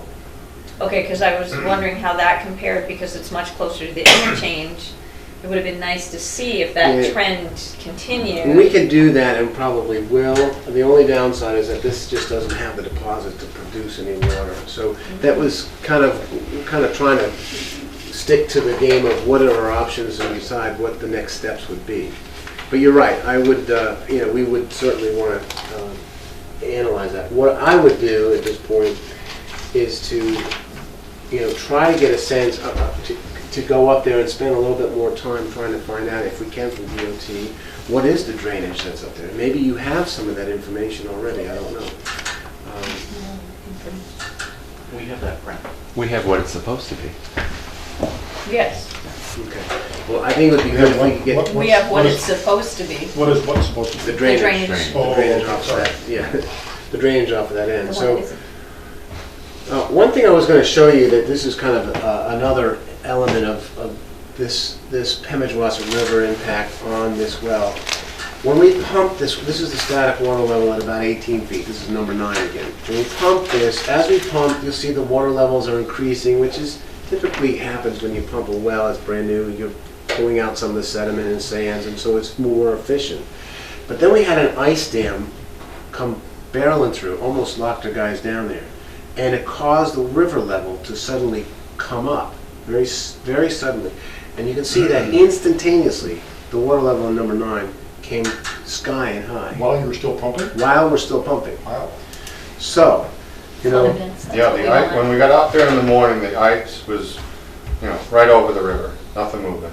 And the guys started pumping, and they thought they heard a crack of lightning, but the sun was out. You guys did it. You Yep. caused the ice dam. And all of a sudden, you started seeing these blocks of ice going, floating down the river, and, an ice jam formed soon afterwards, and the water level started rising up in the well, as well as the river. Oh, you made an awful mess, didn't you? So what's your point on that? the point of it is that it has a direct link to the river, which is good. I mean, that, people say, well, you don't want to be tied into the river. That couldn't be further from the truth. What we want is a sustainable source of recharge that helps improve the water quality, that does not have any microparticulates or bacteria that's associated. We build treatment plants that are less. I'll give you an example. We build treatment plants for slow sand filtration that have less filtration capacity than what we have between this well and the river, in terms of distance and time. We've done we're doing an artificial recharge analysis for the University of New Hampshire in the town of Durham right now, where we have a well that's capable of producing about 200 gallons a minute. But the plan is to take water, strip water off the Lamprey River during peak flow, putting it into recharge basins, pumping millions of gallons of water into that thing, and allow it to slowly trickle into that system. Well, we found we're the first ones in the state of New Hampshire to get a permit for artificial recharge. That process during springtime and wintertime peak flows is now going to increase that production of that well up to 700 gallons a minute. And the quality of that water has not been adversely impaired at all because of the filtration of the sand and gravel deposits that are present that take out the particulate matter, the organic matter. We have to go through all the total organic carbon and everything else to determine are we contaminating the groundwater with surface water. And here we're injecting it in the groundwater system for a purpose. Here, you don't have to have that necessarily in an artificial recharge. It looks like you have a pretty good connection with that river. Now, we have to do testing to make sure that it's not too good and that we're getting particulate matter and organic debris and bacteriological and microparticulate into that system. And the distance to the river is how far? 200 feet. 200 Okay. feet. Yeah. So, And is that as close as the DES will allow you to go?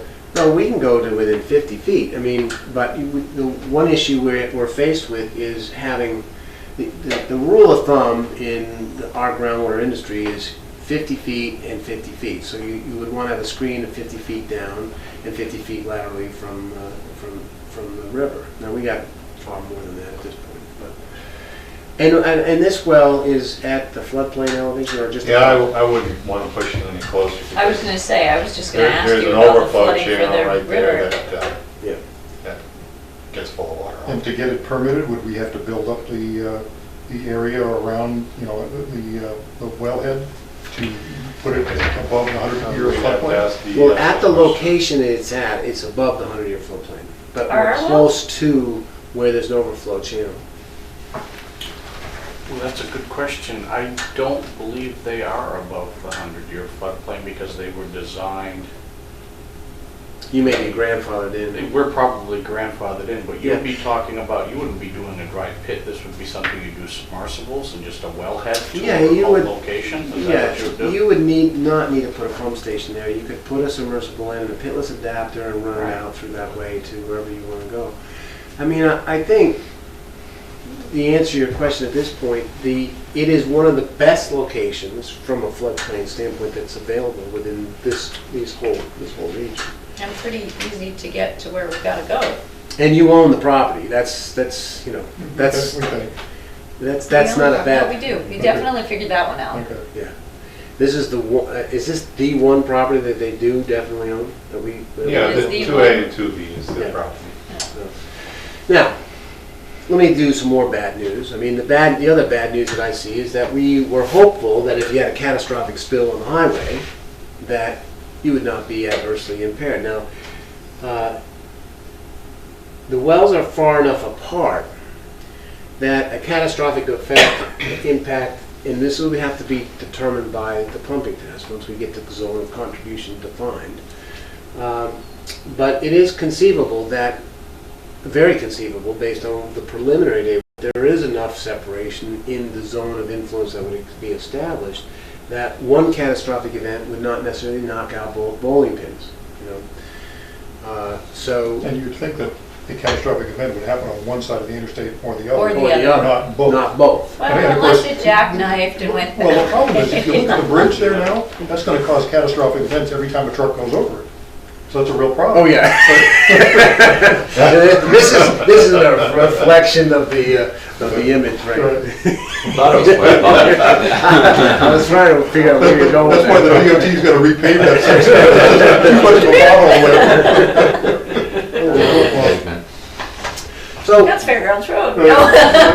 so I look at this and say, okay, we've got some encouraging data in that we have, clearly, and I agree with you, we want to keep all our eggs open, but if we have one source that we could get 500,000 gallons a day or more out of one single location, the cost to the district is going to be minimal or lessened. If we have it on your property, that's unfavorable. If we can do it in a way that's independent and we can demonstrate it, that's great. If we are above the 100-year floodplain, it's another plus. My concern is your concern, and that is to what extent does the high iron and the high chlorides in this other well going to adversely impair this well? And that's something that can only be done with additional testing. We've got to put an 8-inch test well in, do a pumping test, a long-term pumping test, and get to the point of, does this make sense? I also believe that it's worthwhile for us to at least put a couple of more test points. We have about $10,000 left into our exploratory drilling budget. And it is possible that, I think before we completely abandon all of our analysis, we should continue on with our direction, and that's just trying to put this to an end. And I wanted to ask this question, so I'm glad you brought it up. If this is outside the district, we don't need to pursue it. I was not aware that this was outside their water district. But this is part of the original plan, and we would like to put 2 or 3 test points in that area just to see. It may not work. This is a much lower area. It's a flat, this is going to be floodplain. There's going to be some floodplain issues.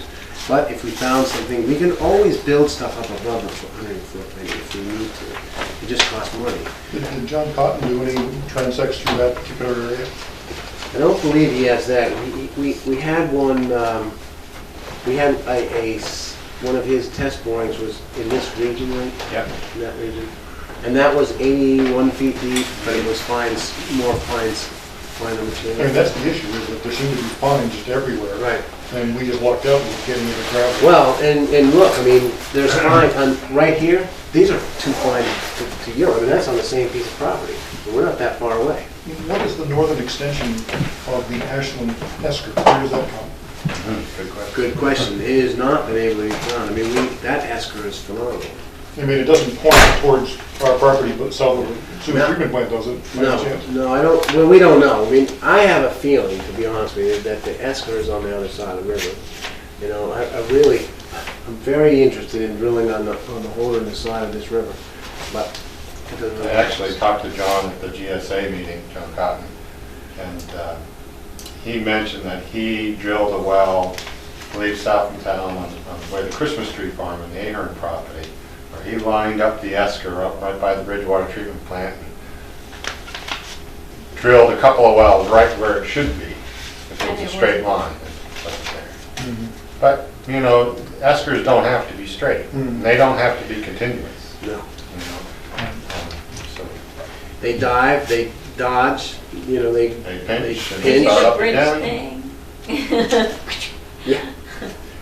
So, I mean, I guess to conclude, our recommendations would be to, you know, finish up the drilling, exploratory drilling here, and then what I need to do, or what I would ask that you would be willing to accept, is for us to start looking at putting in a larger diameter test well at that location, and thinking about doing some pumping tests. And I don't have that budget into you at this point, but we could also, you know, start the conversations with DES to say, okay, is there something here that a fatal flaw that you see that you would, you know, you get DES and, you know, there's some positives and negatives in that dialogue. But Well, the protection zone extends up to the interstate, so I would think before we spend another dime, we would want to ask them whether it would be at all feasible to get that thing permanent.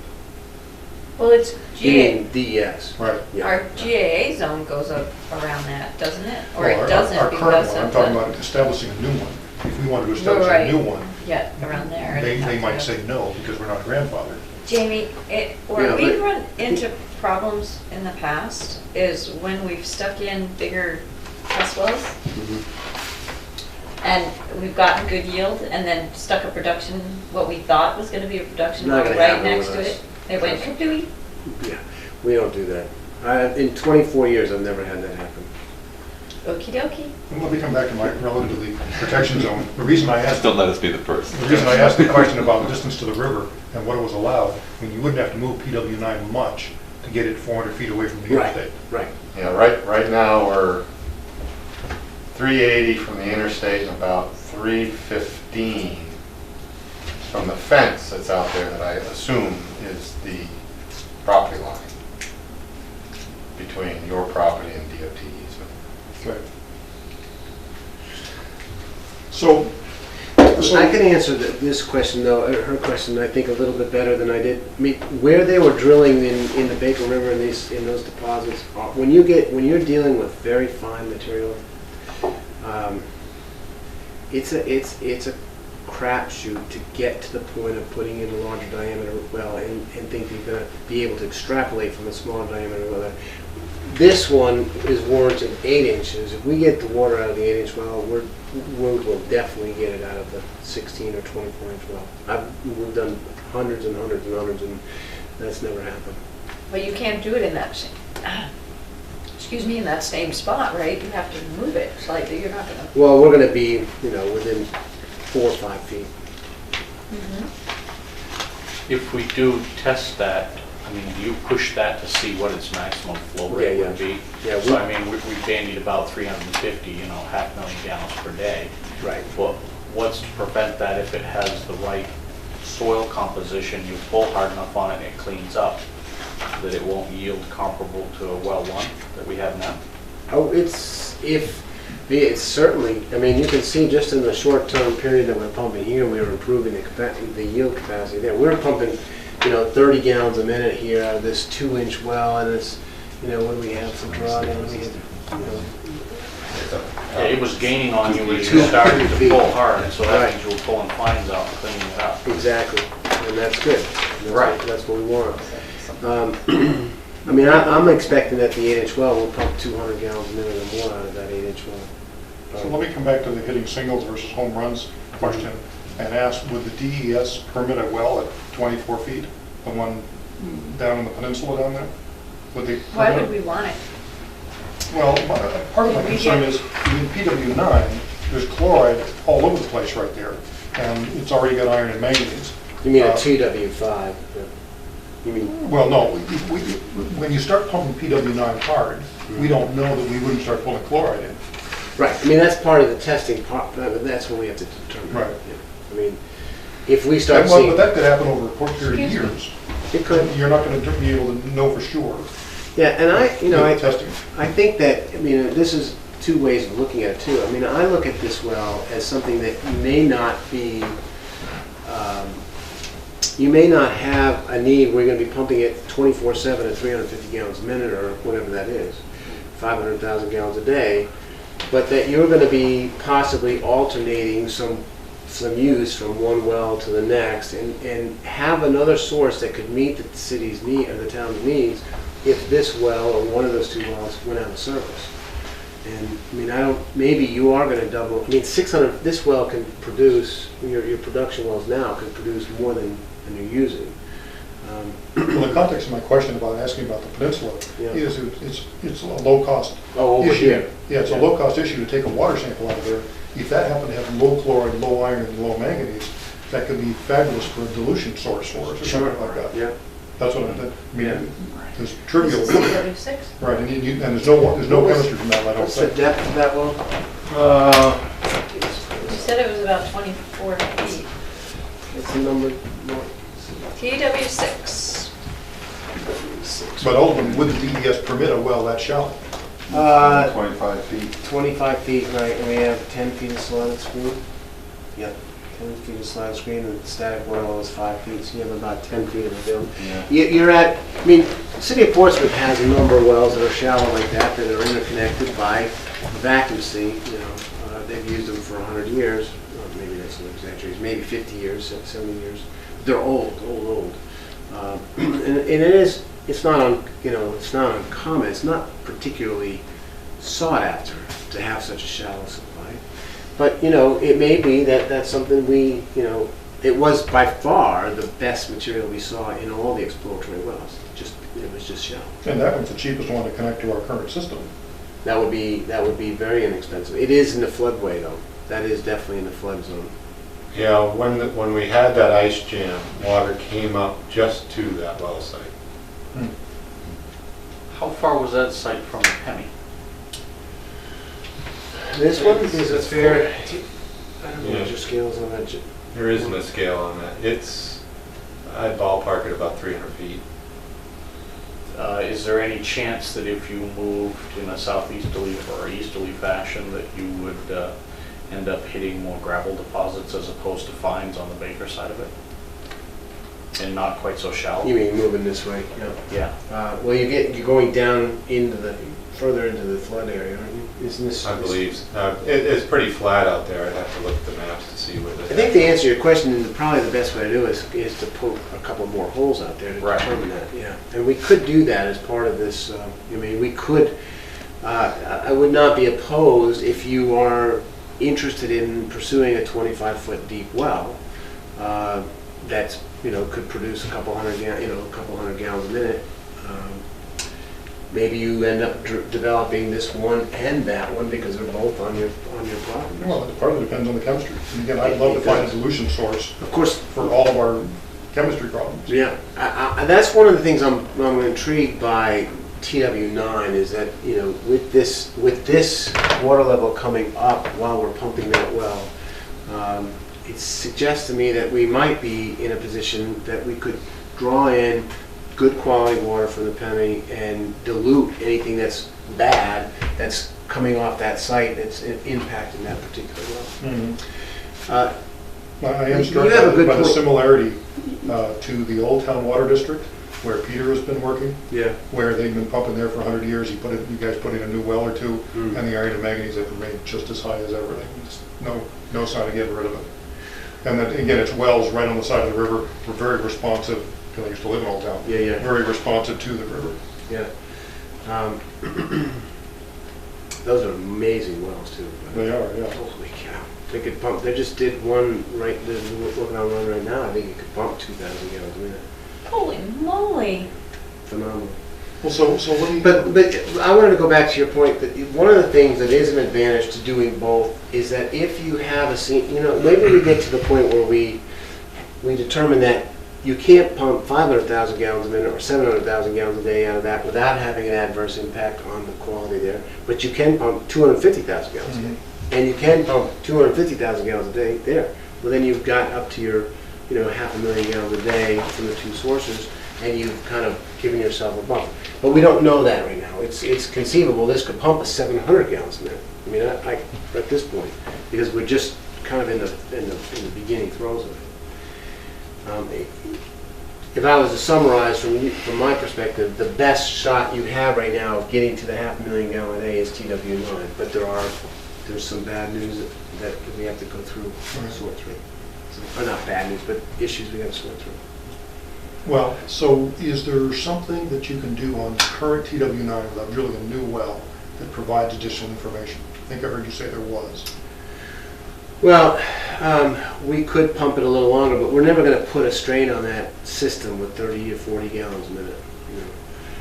I think that the better way to go is to put a larger diameter well in there and start. But really presumably we want to touch base with DES first to make Yeah, sure. I mean, I think one of the things that if that fence, I mean, we're going to have to define where that property boundary is, and we have gotten waivers from DES on a whole host of different project sites. If it's determined that there isn't going to be an expansion or an encroachment on that particular well site. So in other words, if this is where the activity is, and it's clear that you're not going to expand 100 feet of access from the highway is not going to move 100 feet or whatever that number is, 65 feet, then, and we're close, plus or minus 10 or 15 feet or 25 feet or even 50 feet, we have a good chance of getting a waiver for that 400-foot radius.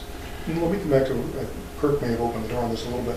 Your geophysics indicated that PW9 is where you wanted to drill, but your geophysics lines were parallel to the river, weren't they? Do you know for sure that 50 feet closer to the river wouldn't be better or just as good? Well, we're getting down into the floodway then. We're really walking that line on the edge. Yeah, I don't think we can push it. We might have 5 or 10 feet, but nothing more. Okay. Now, we might be able to, I don't know, Mark, can we slide to the south at all? If we start sliding to the south, I think we're losing The protective radius, Yeah, because this is we're- the maximum we were at, Yeah. almost the maximum we could get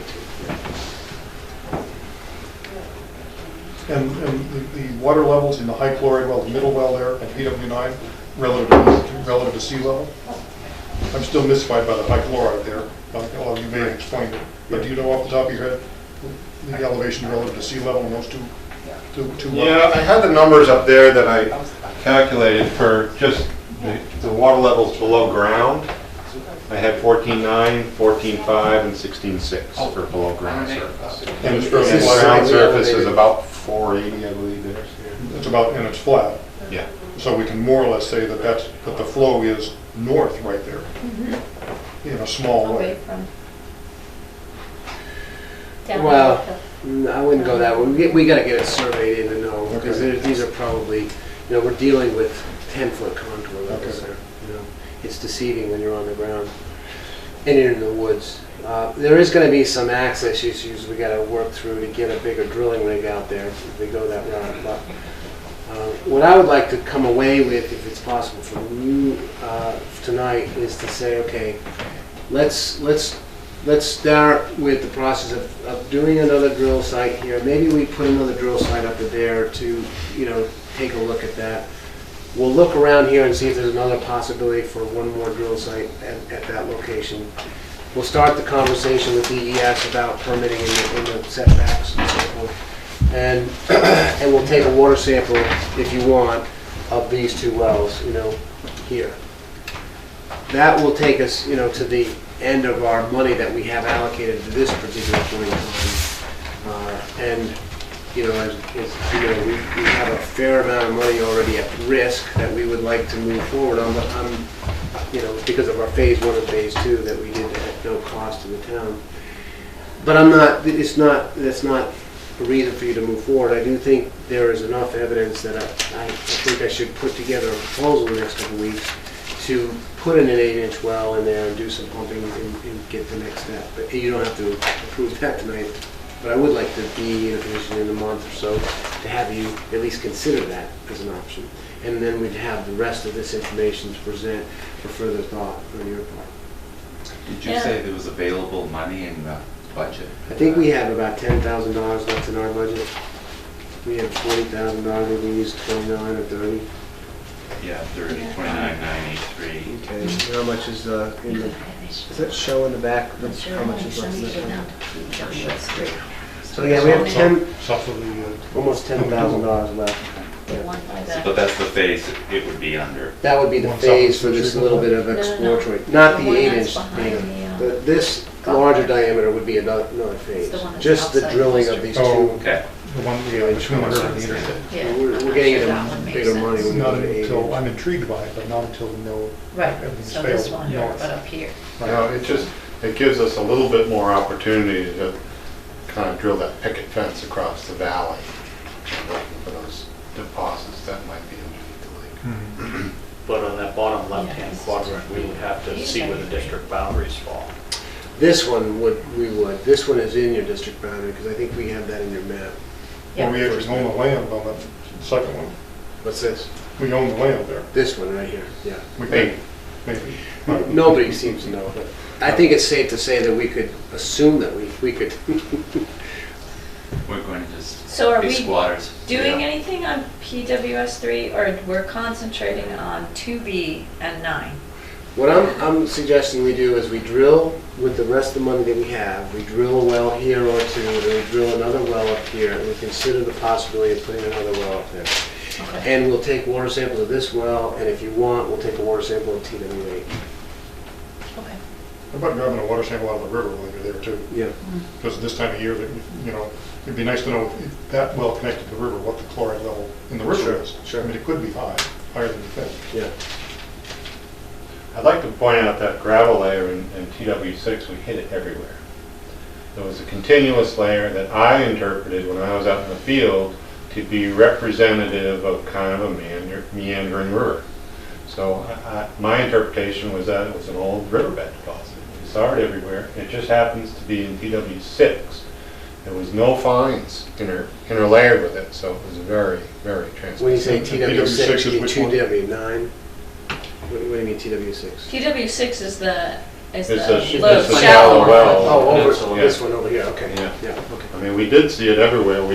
We actually screened it up in TW 14 and 15, but it just wasn't as transmissive as it was in number 6. So you also saw it in the one to the northwest of TW9, Sorry, everywhere. the one that has high chloride, Mm-hmm. which makes you nervous that if you pump TW9 hard enough, you could pull that chloride in. I don't know if the chloride's concentrated in that gravel layer or down deep. I don't know. Oh, so you're saying, for example, for TW9, you went through a shallow, the gravel Yep. layer shallow. Yeah, we saw that deeper. gravel layer. Oh, gotcha, Yeah. gotcha. It was very consistent. So is I mean, TW9 slotted for that gravel layer or slotted below that? Below. Below. Not including that one at all? No. It was very consistent, around 25 feet in all these wells. We poked right out of that gravel layer and went into the finer sediments below. What's the depth of our wells? 40 and 60, something like that? 40? 40 and 60, yeah. 60 is 1 and 40 is 2. 40 is, yeah, I think is it 42? I think, was it? Yeah. It's 42, pretty shallow. 44 feet, and that's number 2 well, and number 1 well is 60, 68, 65, somewhere in there. Well, I guess my 2 cents worth would be, group discussion here. Since the northern 2A and 2B are close to our current infrastructure and keep the cost down, it seems to me to make sense to focus there until we decide that it doesn't make sense to continue there, if we do decide there. As much as I'm interested in what's down in the southern part, it seems to me we ought to play the game out up north I because of agree. its proximity to our current infrastructure. And you own the land. I mean, that's Right. that's pretty Right. special up in the, but yeah. And to me, if we did wind up with a scenario where if we wound up putting 2 or 3 or 4 more production wells in play, especially if we get some good dilution water in there, I'd be thrilled with that. Yeah. So I don't care if we get a home run at PW9. Yeah. I'm open to having others in. Yeah, well, TW6 lays out, that's Right. awesome. What was below? The nice thing about this one is it's got recharge everywhere. Yeah. I know, you got a bigger end. You're in Really you're in fine that, But this that's site, if it closer worked to out, the would be acre. one that would be So- difficult to really destroy it if it's a catastrophic event, because you've got it pretty well surrounded. Well, frankly, if the water chemistry on that one looked good, I would say let's put I have to look 5 at wells that. in there and say the hell with PW9. I know, rather we than did trucking have it that. through the interstate. Oh, I would have to do some finagling with DES to get a shallow well like that approved. I think I could do it, but Well, it's going in a different direction than typically is. Right. I would say talk to them, and let that in part guide what you come back and propose to us. Yeah. We know them well down there. They know us well. Any further input from anybody on the board? Are you basically done with what you Yeah, presented? I'm fully done. I mean, to me, it makes a lot of sense for you to come back with a proposal for the next round, starting with guidance from DES, and then having their guidance determine what you're going to recommend to us. But we'd still be allowed to go and drill some of these in the interim with the remaining funds. Well, I guess if not if DES came back and said, no, we would never permit a well of 25 feet, or no. But that's that one. Or no, we would He's not. talking about that one. Yeah. Well, if they I'm come not back and sure. say- No, Let me the give you some. 400. One of the things that DES is good at, and I respect them very much because we work together every day, they do not stick their necks out. So they're not going to say yay or nay to us. They will give us a wink and a nod, but they're not going to say yay or nay. Well, they might say no. We know they wouldn't say yes right off the bat. They can conceivably say no, though. Yeah, I think that what they'll end up, and this is typically what happens, they'll end up leaving it up to us as the consultants to make the case at the end of the day. You know, does the quality support it? Does the zone of contribution support it? Does the yield support it? Does the protection support it? You know, all those things. And but I will have that conversation with the thought that if there is an immediate fatal flaw in their brain, I'll get that. Mhm. But I don't think they will go beyond that.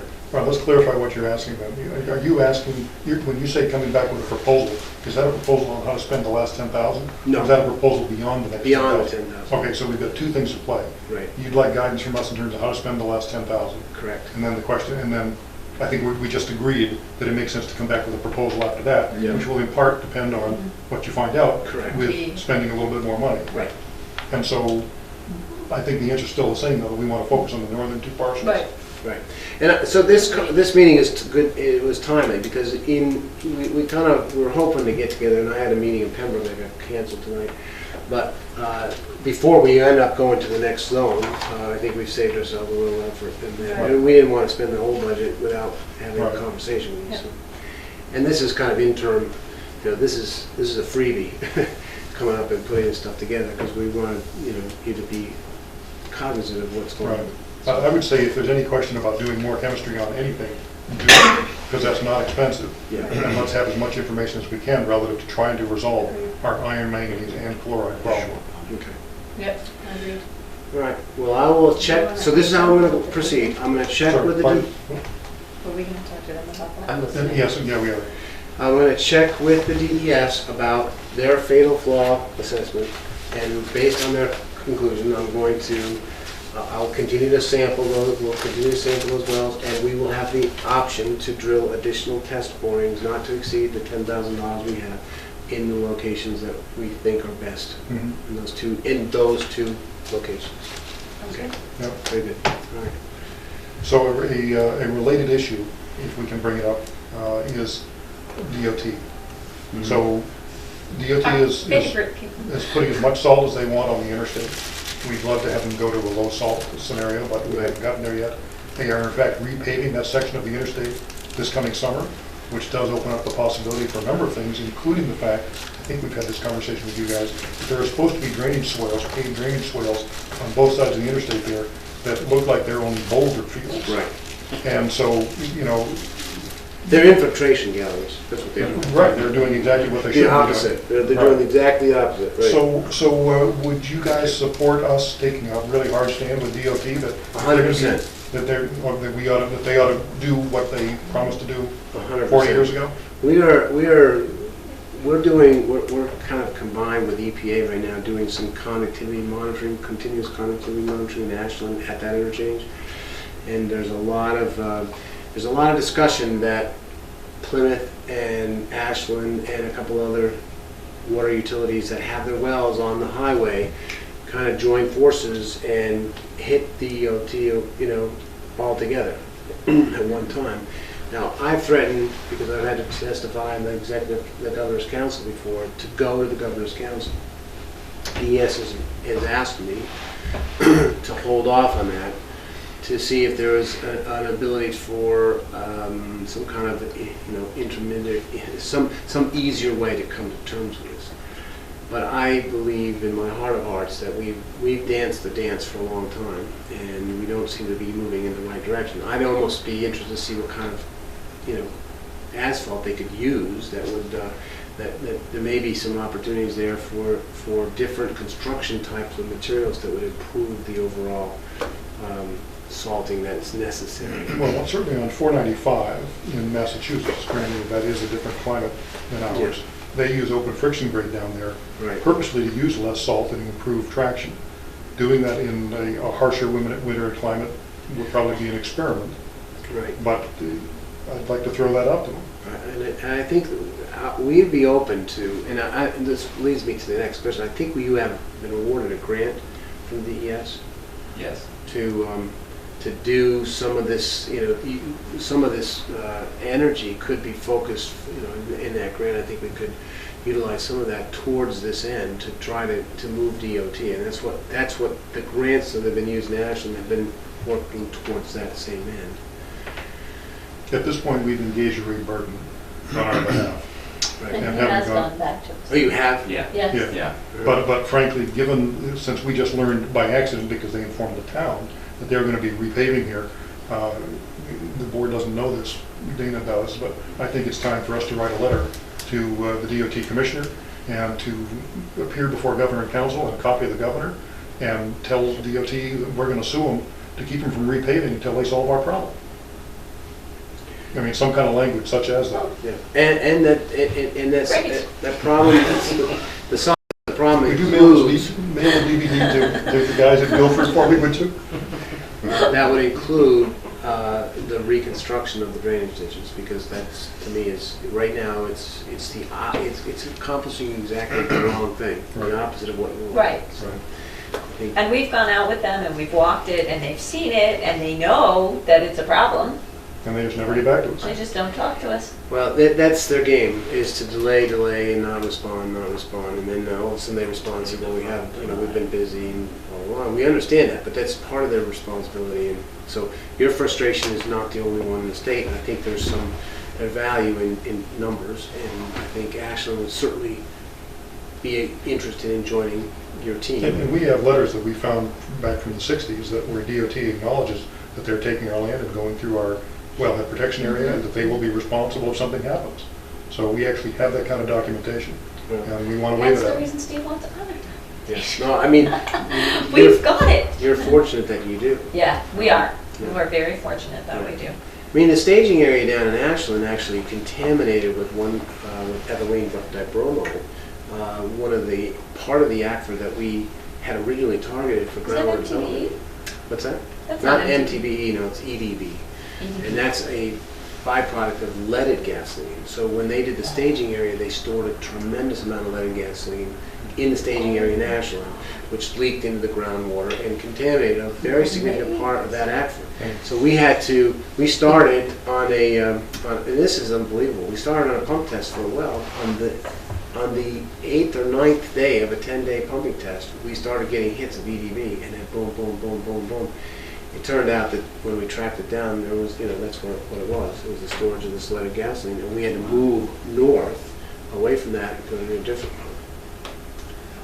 And now, even to this day, we monitor for EDB for that production well that Ashland is completely, entirely dependent on for their total source.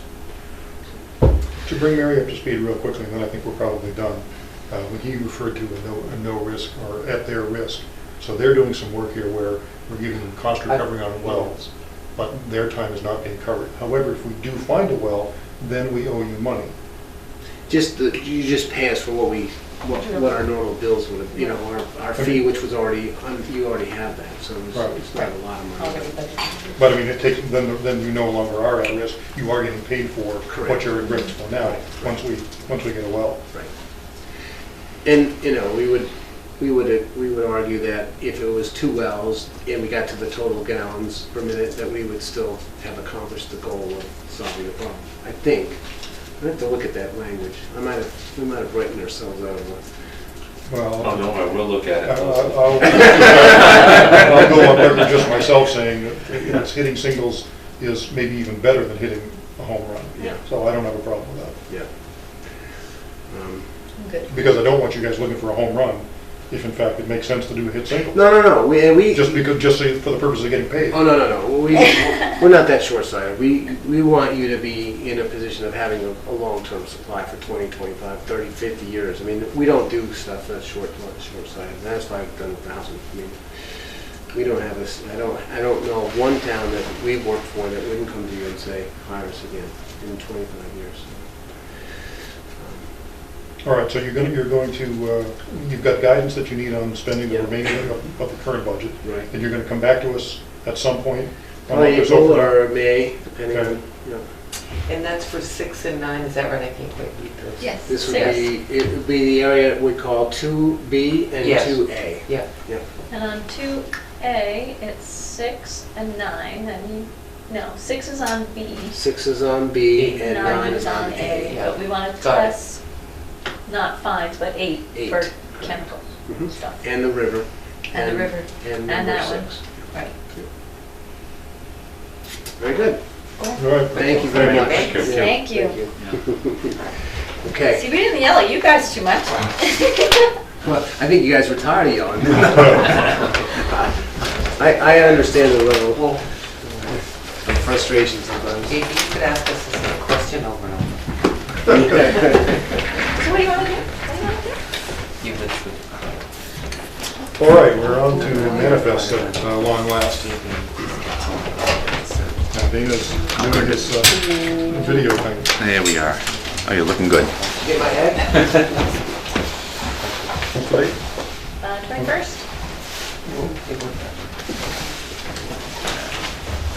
Mary, you sign on the bottom.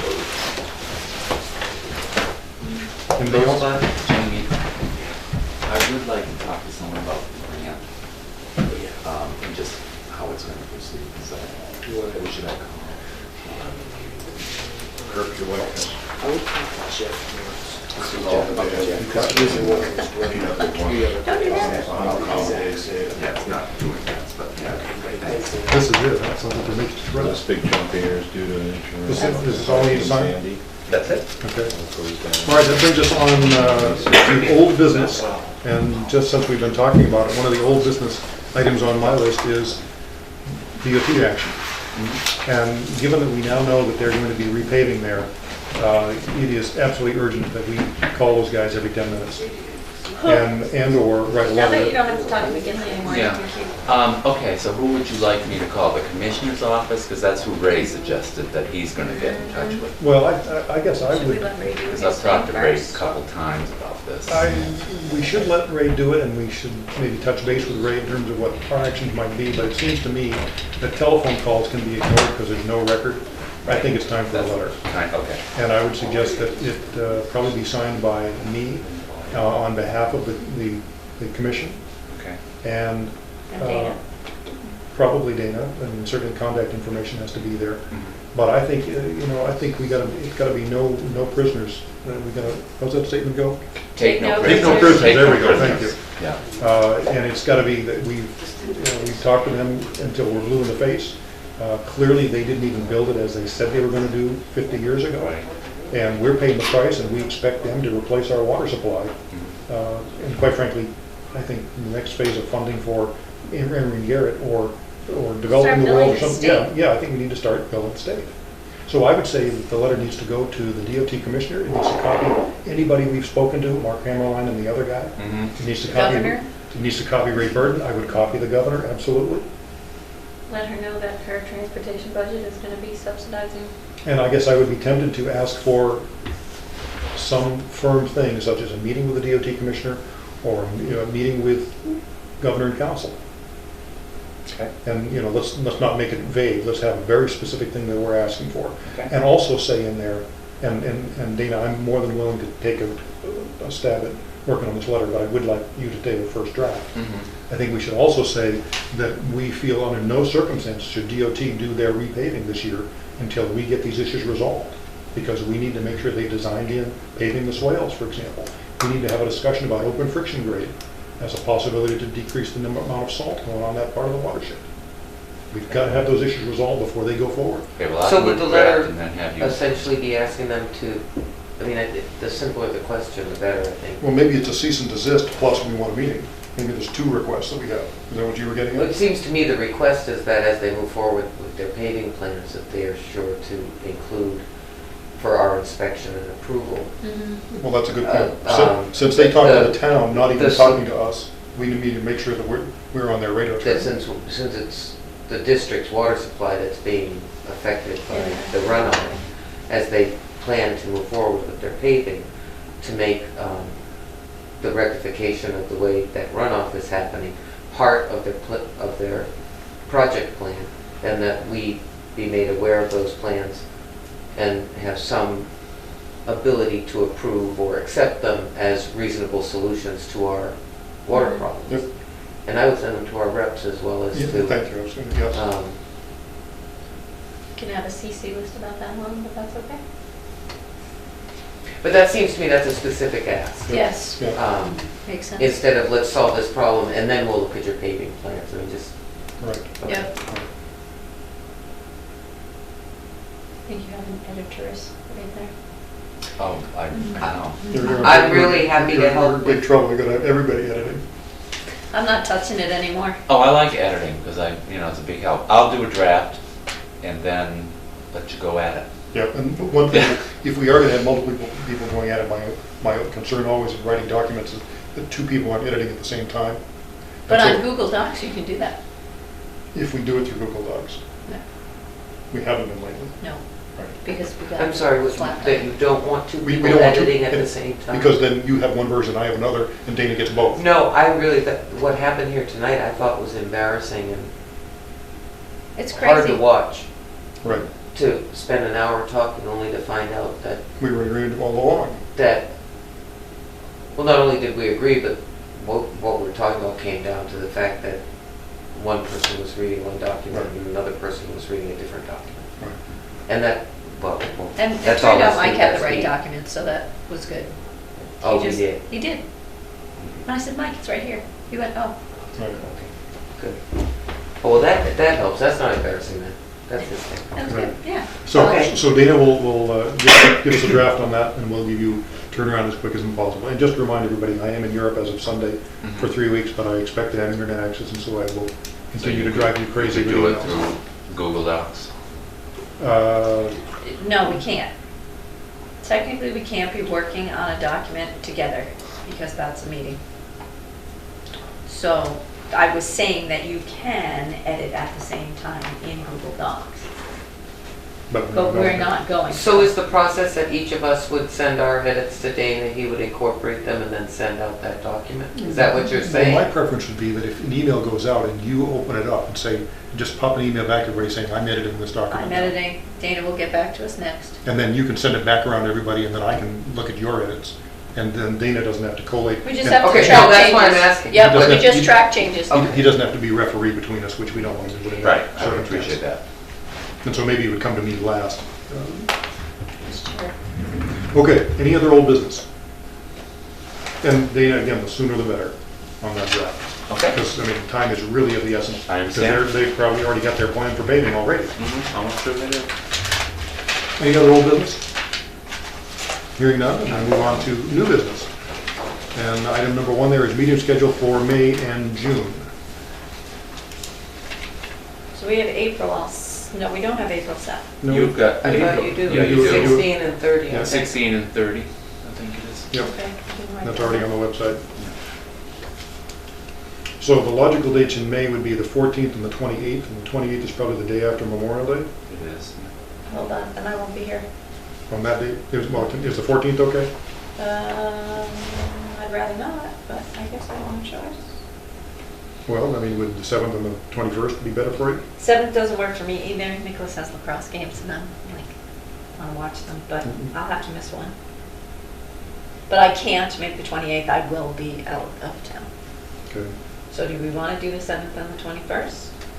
The 7th is 1 week after the meeting on the 30th, but that's not a death knell, Well, I'm then- just making the comment. This time of year, we aren't usually all that busy, and sometimes we've gone to only having one meeting a month. So since the second Tuesday is the 14th, why don't we just do the 14th? And if you and Mary are going to be around on the 28th, you can do it without me. I don't have to be here. But that is the day after Memorial Day. And it would be good to get into the schedule of the second and fourth Tuesdays as we, Yep. you The know. 21st is a spring concert at the high school too, Judy. Yeah. Okay. So maybe do the 14th and hold on another potential meeting and only announce that one. 28th tentative? If we need it, we have done that before. Is that an idea? I'm fine either way. Okay. Yeah. All right, so we're gonna, the 14th for sure, and the 28th we'll hold as a possibility. If somebody brings business that we need to Right. deal with, otherwise we Right, Okay, so I won't notice that one until we are definite on that. right. Okay. The more we can keep Kirk away from spending money, and the fewer meetings, the better we are, better off we are. Well, that is a full-time job. All right, so then June 11th and 25th? be the 11th.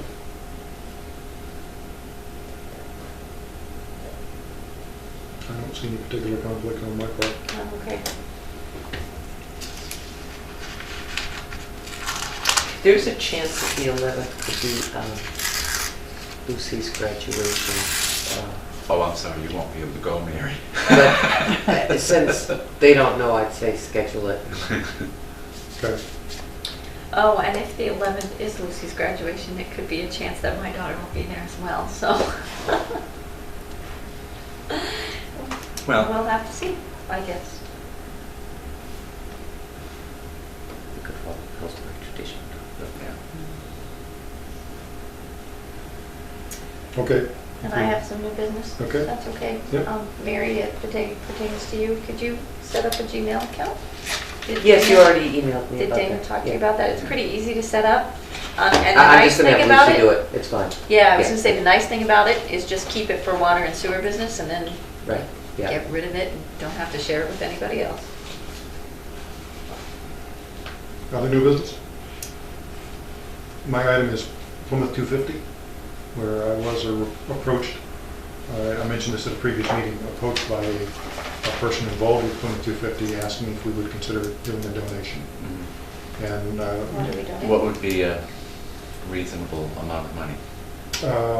well, first let me just say that in our mission statement, it does say, talk about civic engagement, I forget exactly what the words are, but Mhm. it's right on our website, and so I don't think that's inappropriate. It's in line with us giving away 5,000 gallons of sewage every year through the penny sale, and that sort of thing.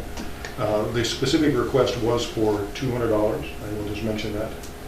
I don't consider that to be a I think hard that's number. reasonable. A hard number. So 250 for the 250. 250 for the 250. Do I hear a motion? I would move to give $250 to the 250 celebration. Do I hear a second? Second. Discussion. All those in favor, don't get ahead of me, say yes and raise your right hand.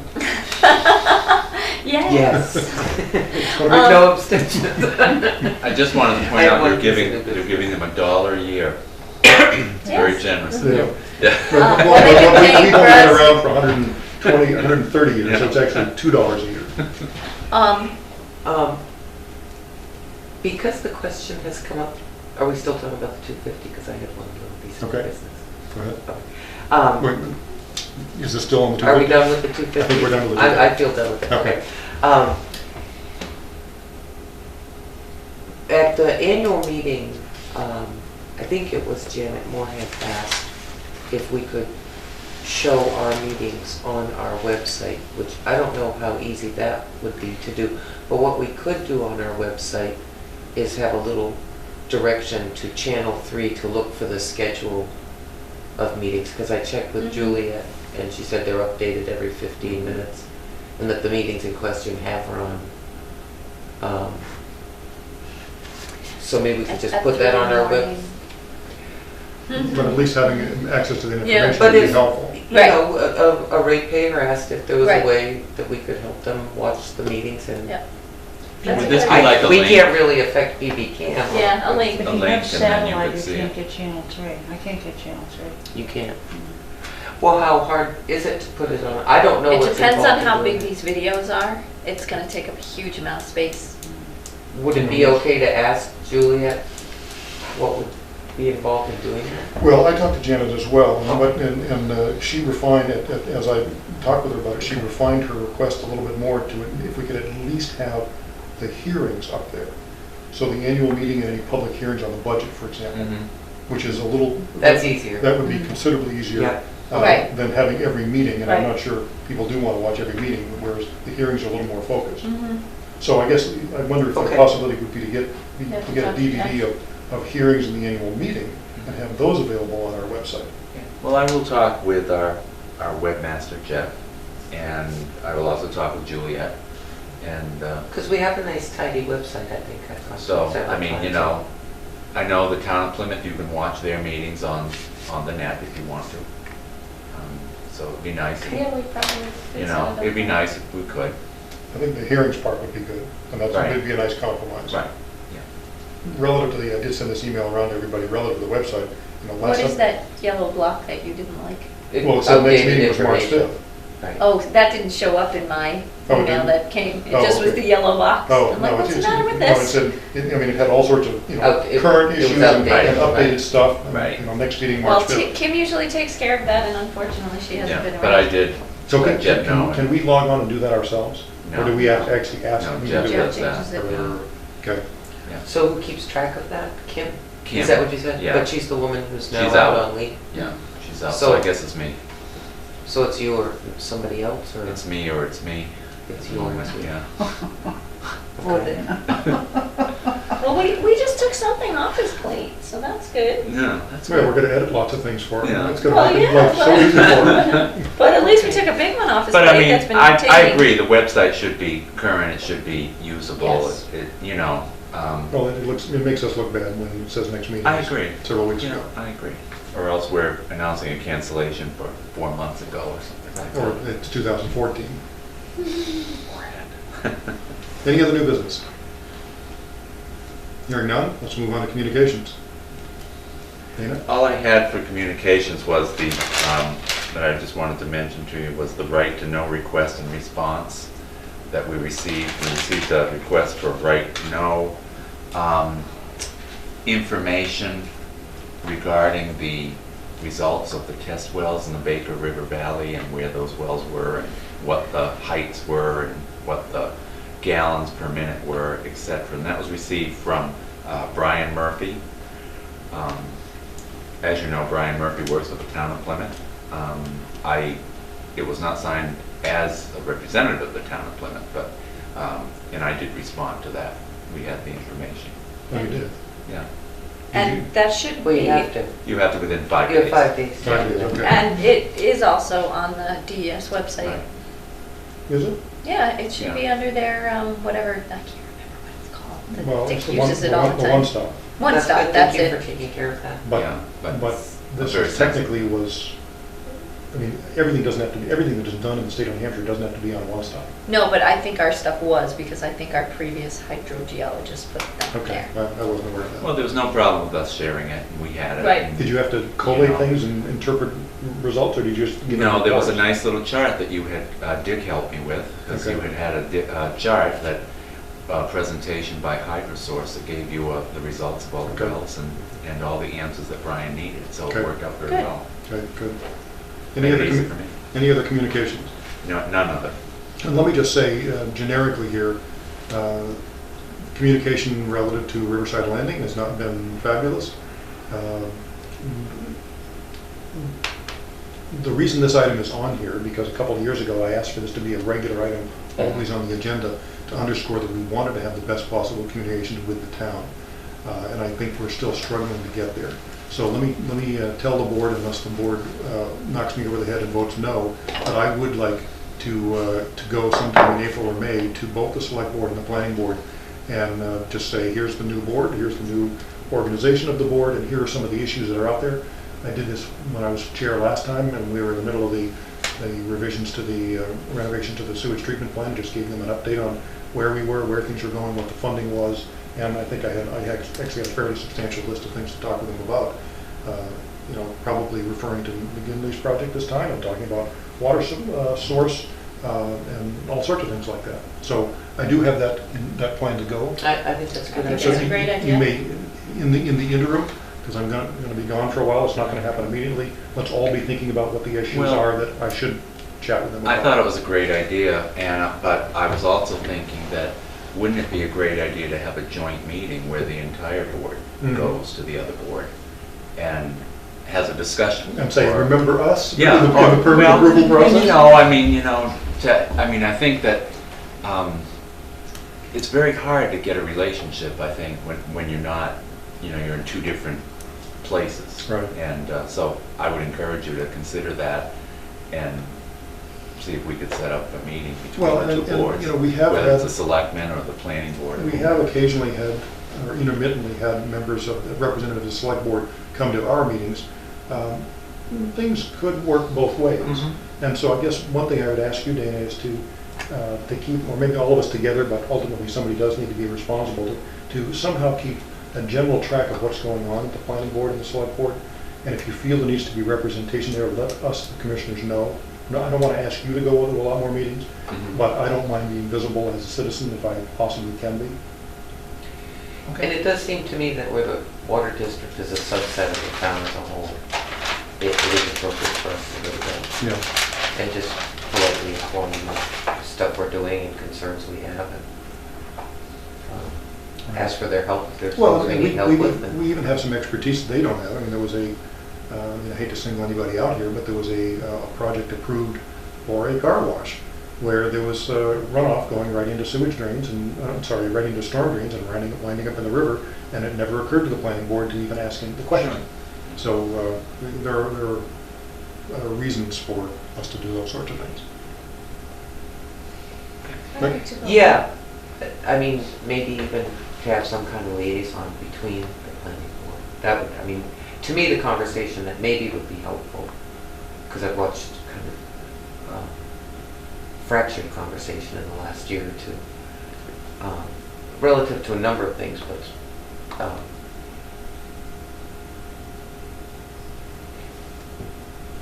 it seems to me that the planning board possibly could use some kind of a liaison with the district, and that we could ask the select board to consider doing that, not as a voting membership, Well, or we as part had of a the liaison. deliberation. Mike Conklin was coming for a while. and No, he that's a stopped. selectman's liaison to us. I'm talking about the planning board having access when they're looking at new development. Having one view on there. If it's happening within the district. You know, if it's happening outside the district, I guess they don't need anything. You're on the, But if it's happening within the district, that what's the committee that you're a member of? Which, Something approval or something like that? in Plymouth? Yeah. I have no idea. I mean, Kevin used The ZBA used to occasionally go to some kind of permit approval meeting or some darn thing. Oh, like I that. didn't know I had that big authority. I should find out Well, what it is. I wouldn't call it authority. Remember Well, anyway. Kevin used to talk about going to these things from time to time, and I don't remember what the name of it was. But if Dana didn't know it existed, then we... I've not been involved in Okay. it, so. You need to talk to Sharon Penny or Okay. maybe But Brian anyway, I Murphy. think you're right, Steve. You know, you go, but when you come back, go talk to the select board and say, is there... I think it's a great idea. Right. And then again, Here we are, we and have we our have select board concerns. people coming here, and we've not made Mhm. the effort to go in the other direction, and I think we should. And again, I don't want to put it all on you. I And see. and I actually kind of enjoy going to those things from time to time. Really? Mary never goes to anything like that. She's completely invisible in the town. Completely invisible. But maybe we can get her to do something going forward in the future. Okay, anything else under communications? Bottom line, we need to improve communications. There are no purchase requisitions, thankfully, so, No. am I right? Is it true? Wow, unbelievable. Other business? I have the MS-32, which is the result of the vote. In other words, Which what we sign voted do you on sign? that I just have to send to the DRA telling them that we voted on Which side do you everything. sign? So you are going to be here. I know, I just wanted to know, do I sign on the right or the left? The left is good. good, because that's where it ended up. And do we know that the language is amended in Article 2 is not a problem? Have you asked That- anybody about that? That doesn't have, oh, I'm sorry, that, as far as the legality of the Article 2, I'll Right. send it to the DRA. Okay, and that's, that language. That is not in there, that's just figures. Oh, I see. Okay, Figures, just money, figures, okay. yeah. I also would like to just give the boards a heads up. As you know, Jamie Emery was here, and we've got his first bill for $29,683 that needs to be paid.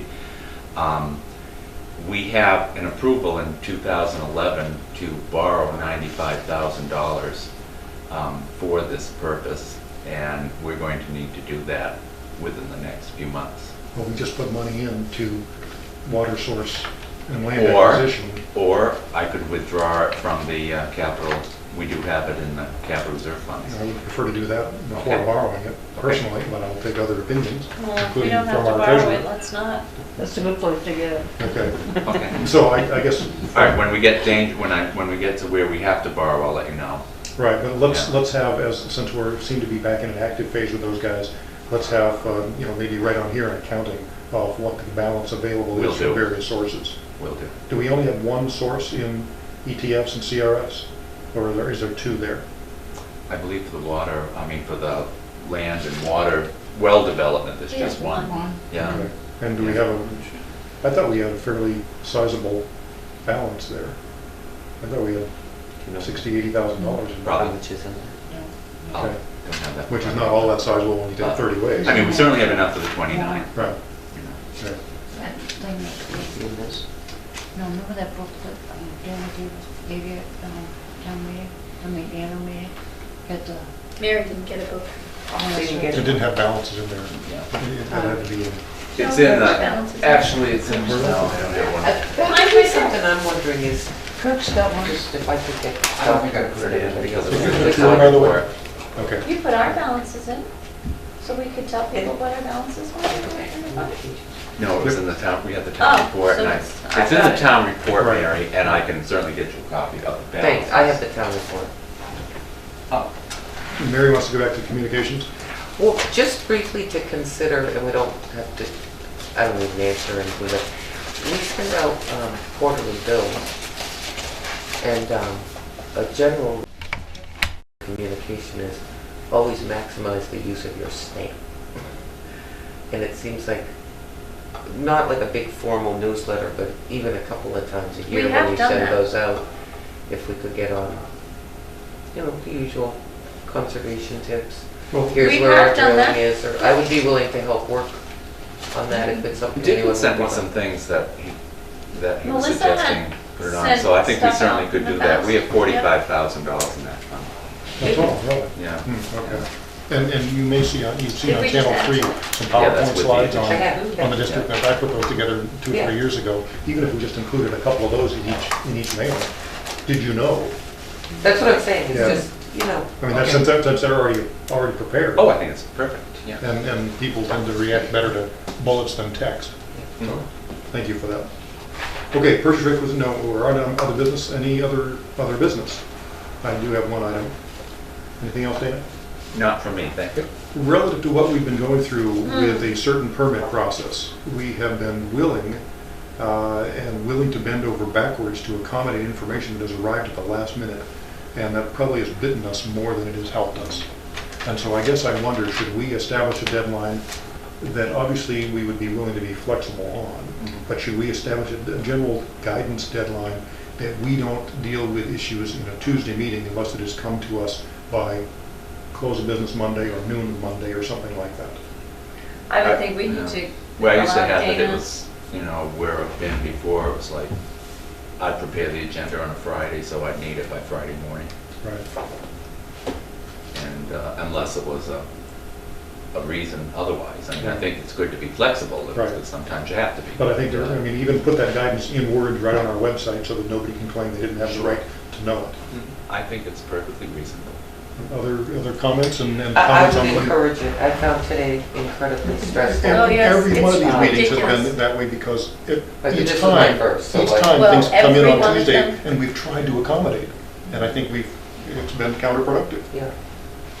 Yeah, Well, because we and- sit here and well, it nobody's hasn't even on the worked. right page. It hasn't worked. Right. I mean, I Right. sat and watched it one night, and then I sat and watched it from this side tonight, and, Well, with you know, if you want good communication, people have to have time to agree on what they're looking at. Just agree on what they're looking at, not what's in it, Right, just and what it is. one of my And then main, think about it and have some conversation, and, so I'm all for it. yeah, one of my main complaints is that as a board, we never got to discuss this without having everybody present. We So why don't never we say got to talk Monday, about it. 10 a.m. on Monday morning. 10 a.m. on the morning Before of the the day preceding the meeting, because in this case, it would have been 10 a.m. yesterday. Right. That way you can still set your agenda. But he sets his agenda on Friday.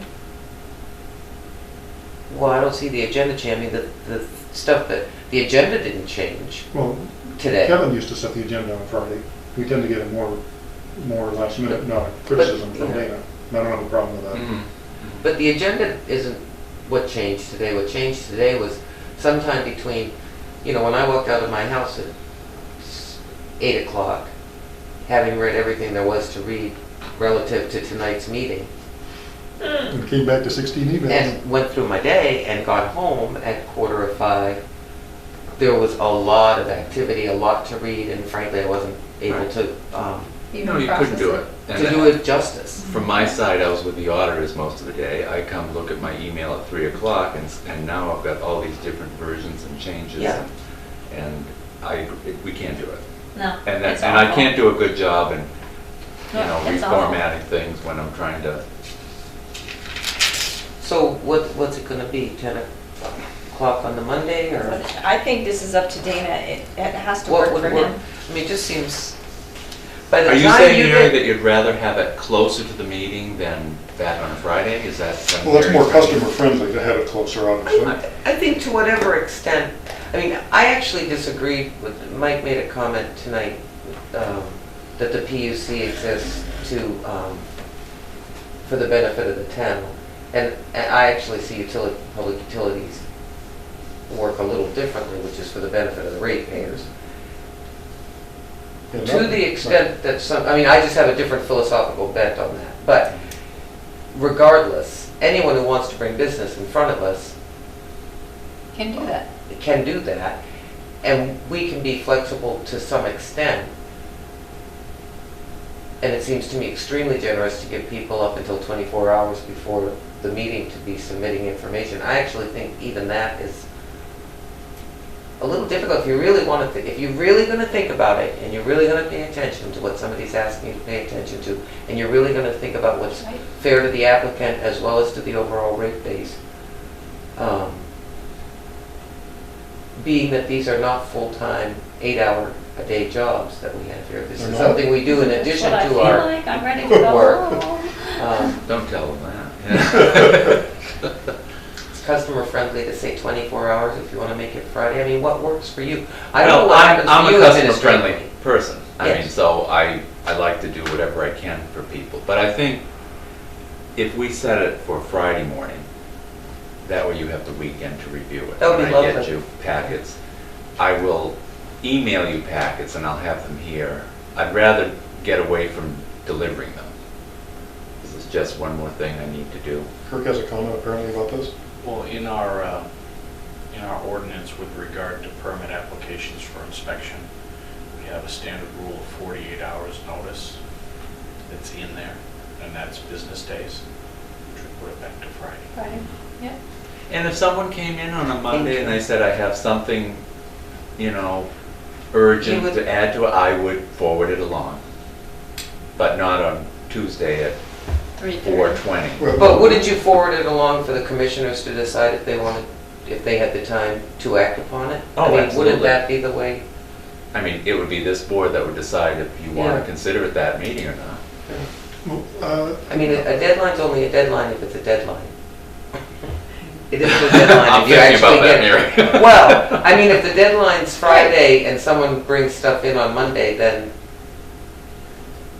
It's only a Just seems to deadline have if a you say, deadline. sorry, this is Monday, we won't be able to act on this until the next meeting.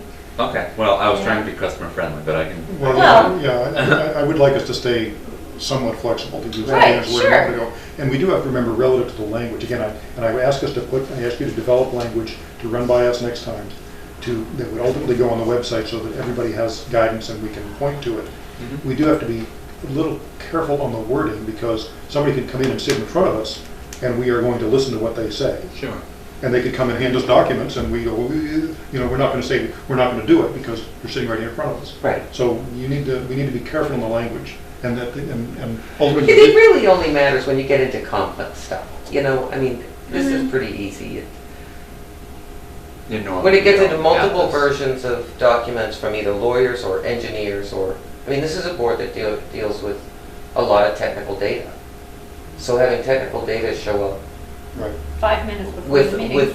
with the equivalent of, I can give this 12 minutes before I'm asked to vote on it. Mhm. I'm going to end up abstaining all the time Right. if we don't get this straightened out. So, That's probably what we all should have done, we should Yeah. have brought it up as a motion and all abstained. Abstained.